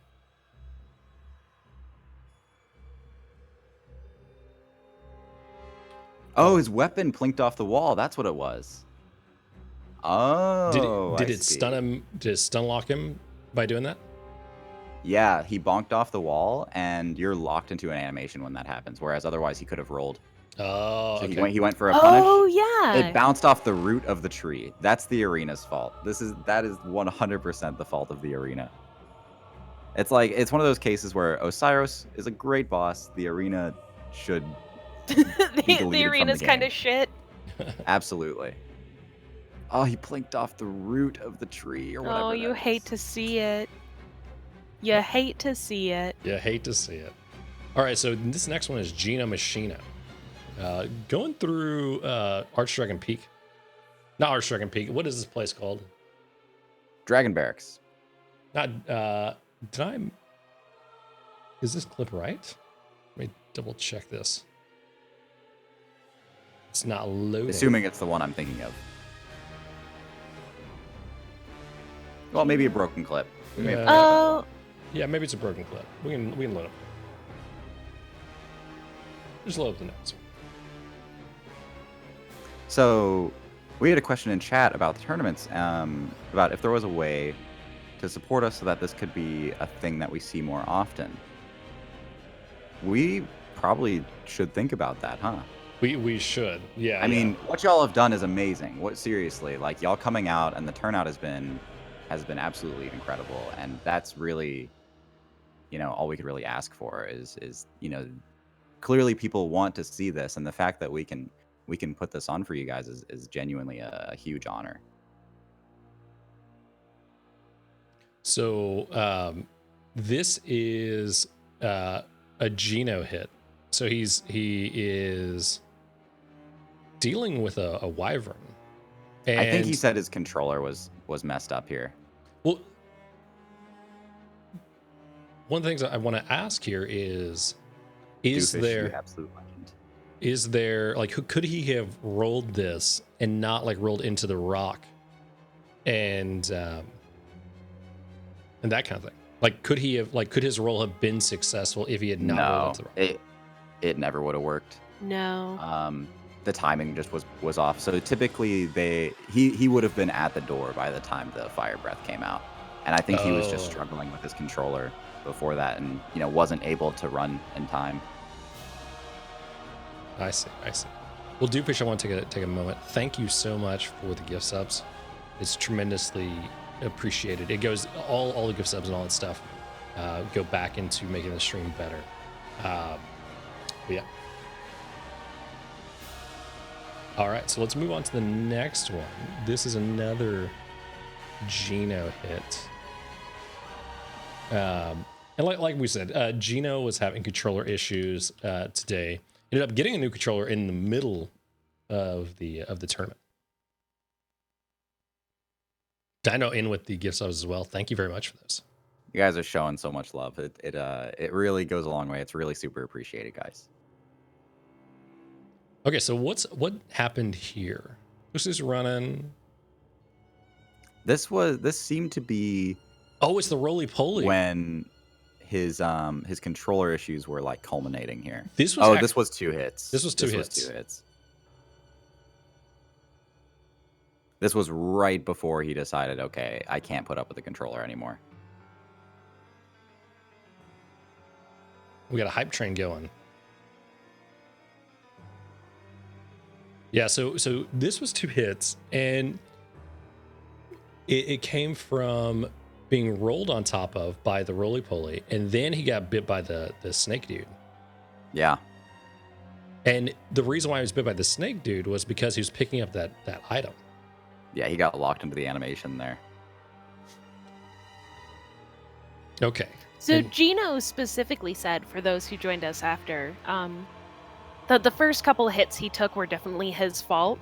But everything in basically Archdragon Peak was all pretty much controller issues. It just wasn't responding correctly. I imagine there was an element of kind of like mentality aspect as well, where like if you have no security that your controller is going to do what you want it to do, that's probably super frustrating as well. Oh, man. Shady Dutchy, thank you for the gift subs as well. Going back to this clip, you look at the roll. To me, this just looked like it was in like an early roll.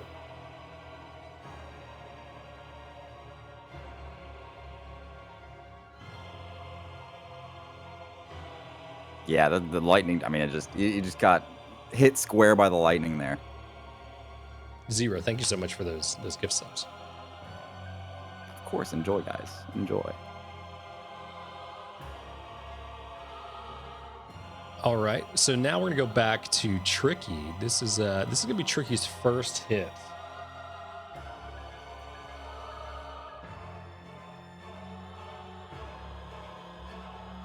Of the only 2 that he took.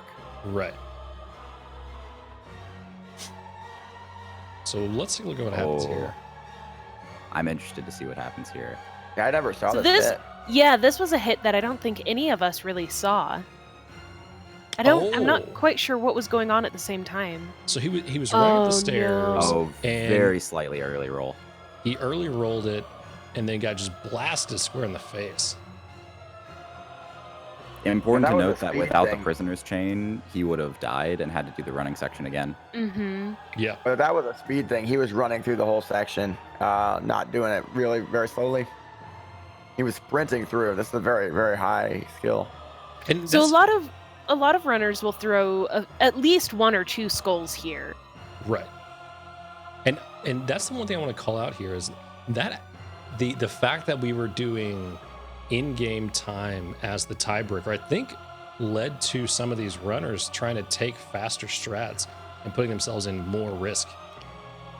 Which is interesting because Dino didn't do that at all, and that was actually the smartest thing he like to do. That's amazing. Right. He just played it safe the entire time. Yeah. All right. This is a really unlucky hit.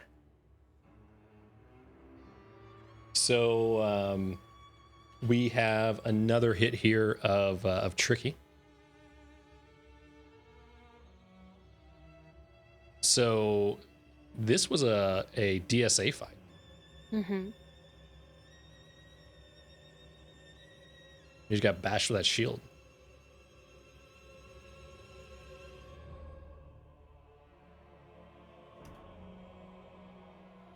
Yep. Super easy hit to take.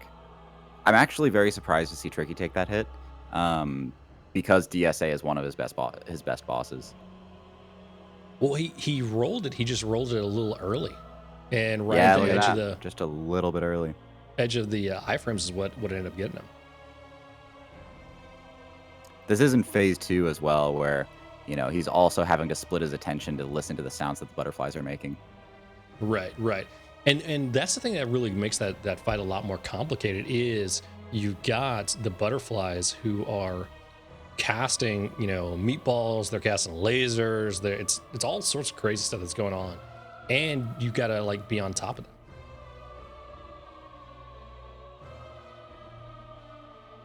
All right. So we got a few more clips here. We got 3 left. So this next one is going to be Eden going through. I think it's the Archdragon area. Oh, that's right. This was This was a soul mass. Yeah, this was the Dark Soul Mass. Mm-hmm.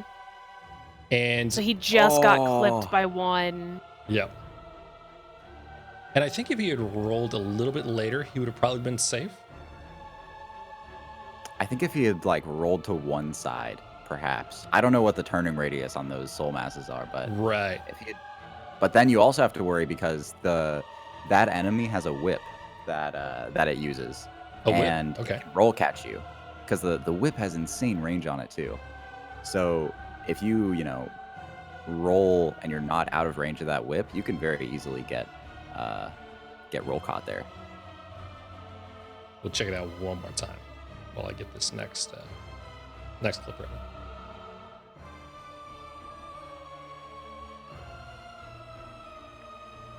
Always the whips. Always Gotta the whip. watch out for him. Unless you're into that kind of thing. I mean, there is that kind of thing too. Oh. All right, so here we're on Chad Gunter. Missed parry. This is Early a very, parry? like, It was I can't tell if that was early. it's hard. It's definitely missed. It's really hard to say. Early, okay. Yeah, I would I don't have a definitely whole say- lot of experience on this fight, Early. Yeah, it was early.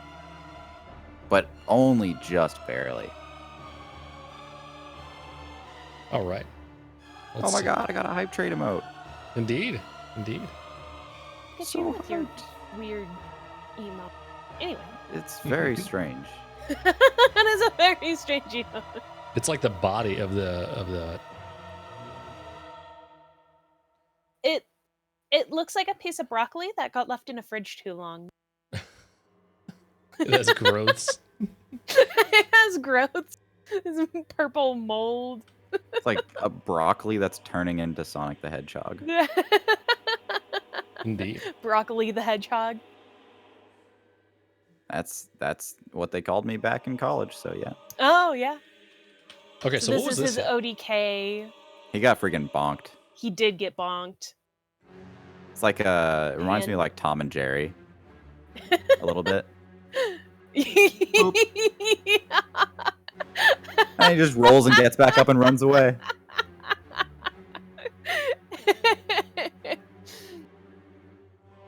It's like, oop, bopped you on the head Oh, there. Yep.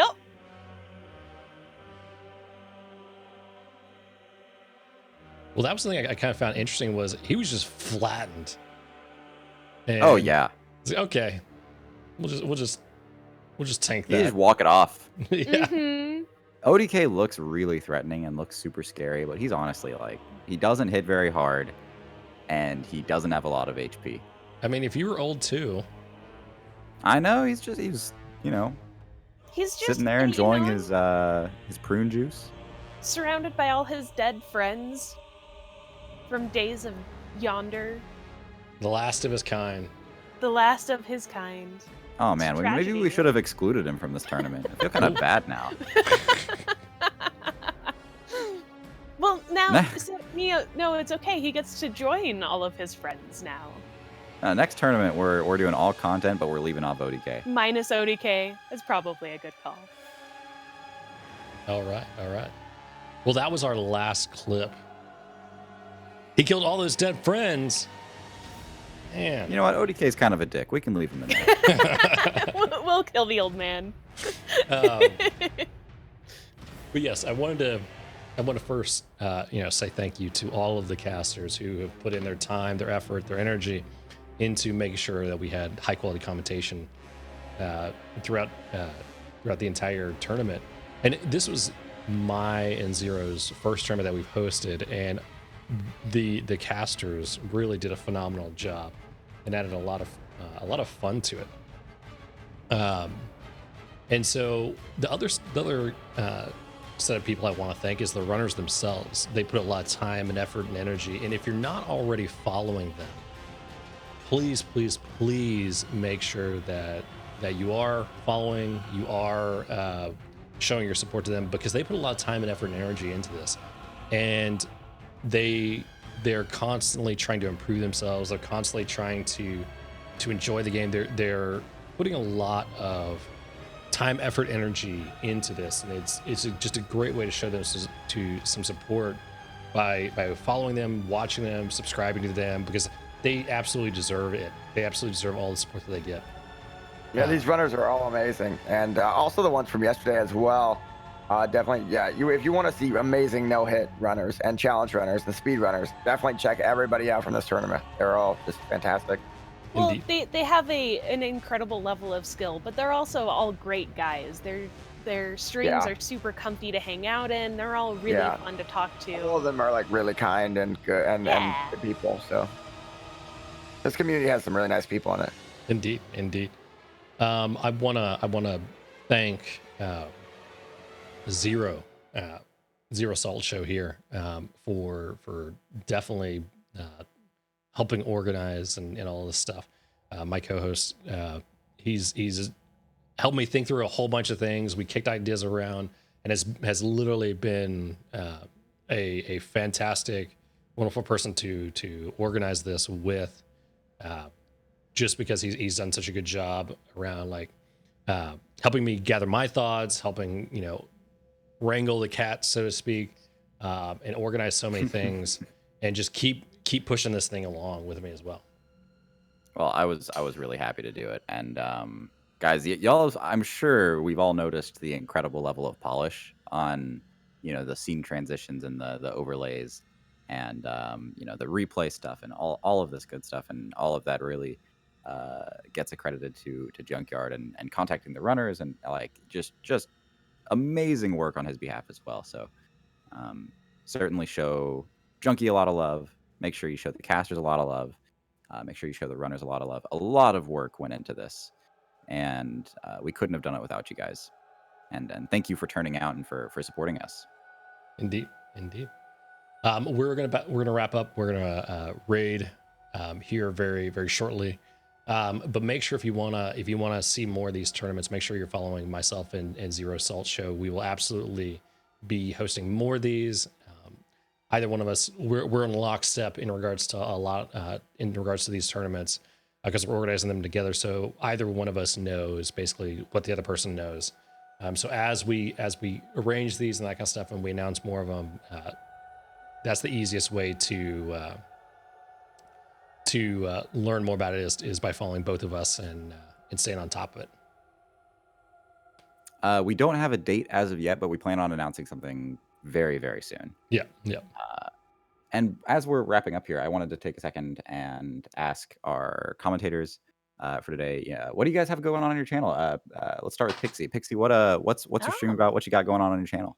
Oh my goodness gracious. So I am decently new to the Souls community. I started with Sekiro and went pretty heavily in that, but I haven't played any of the Dark Souls games beyond that. So my channel started with me doing first playthroughs of all of the Dark Souls games. And I am currently doing my first playthrough of Dark Souls 2. I am 22 bosses in, and it's very exciting. So there's lots of content with Dark Souls 2. Up next, I'll be doing BL4 for Bloodborne. So that should be a very sounds fun awesome. run as well. Yeah. Best of luck. Thank you. And No Hit Jerome, what about you? I'm retired until Elden Ring comes out, so just unfollow me until Elden Ring launches, and then you can expect me to lose to Gino and Faraz in the world's first race for Elden Ring. So look forward to that in approximately 2.5 years. So, well, one thing I want to say is if you want to watch high quality, meme-worthy trolling and all sorts of stuff in World of Warcraft, Jerome is your guy. I mean, highly entertaining streams. Every time I've seen him, something is happening. Something is getting me to like keep Jerome like in my conversations. My partner is tired of hearing about how much I miss Jerome and that kind of stuff. Well, don't worry. It's just a phase. Soon we'll be playing Elden Ring. It'll just 2 to 3 years from now when it finally launches, possibly 5 years from now. I don't know if George R. R. Martin is going to finish writing it anytime soon. I don't know. I don't know. But Junkyard, what do you got going on? What can people look forward to seeing on your channel? on my channel, okay. I am primarily a Soulsborne challenge runner. Like some of the runs that I've been doing is predominantly no-hit runs now. No-hit runs right now. I'm going after a Dark Souls 3 no-hit any % run. And prior to that, I was doing Dark Souls 2, SL1. I've done a Dark Souls 1 no-hit any % run.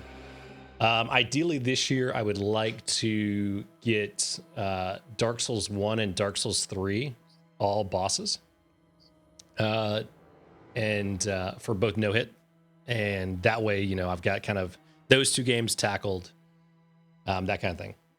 But yeah, so I want to take a sidebar here. Is there a Discord where we can follow the news about the tournaments? I know I'll be announcing it in my Discord, which you can find just below the stream. You can click on the Discord, you know, panel header, and it'll take you to my Discord. Zero, are you going to be announcing stuff on yours? Absolutely, yeah. Okay.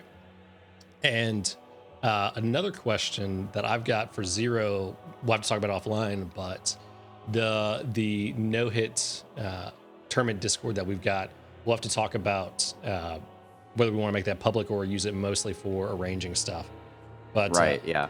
but we'll Completely agree.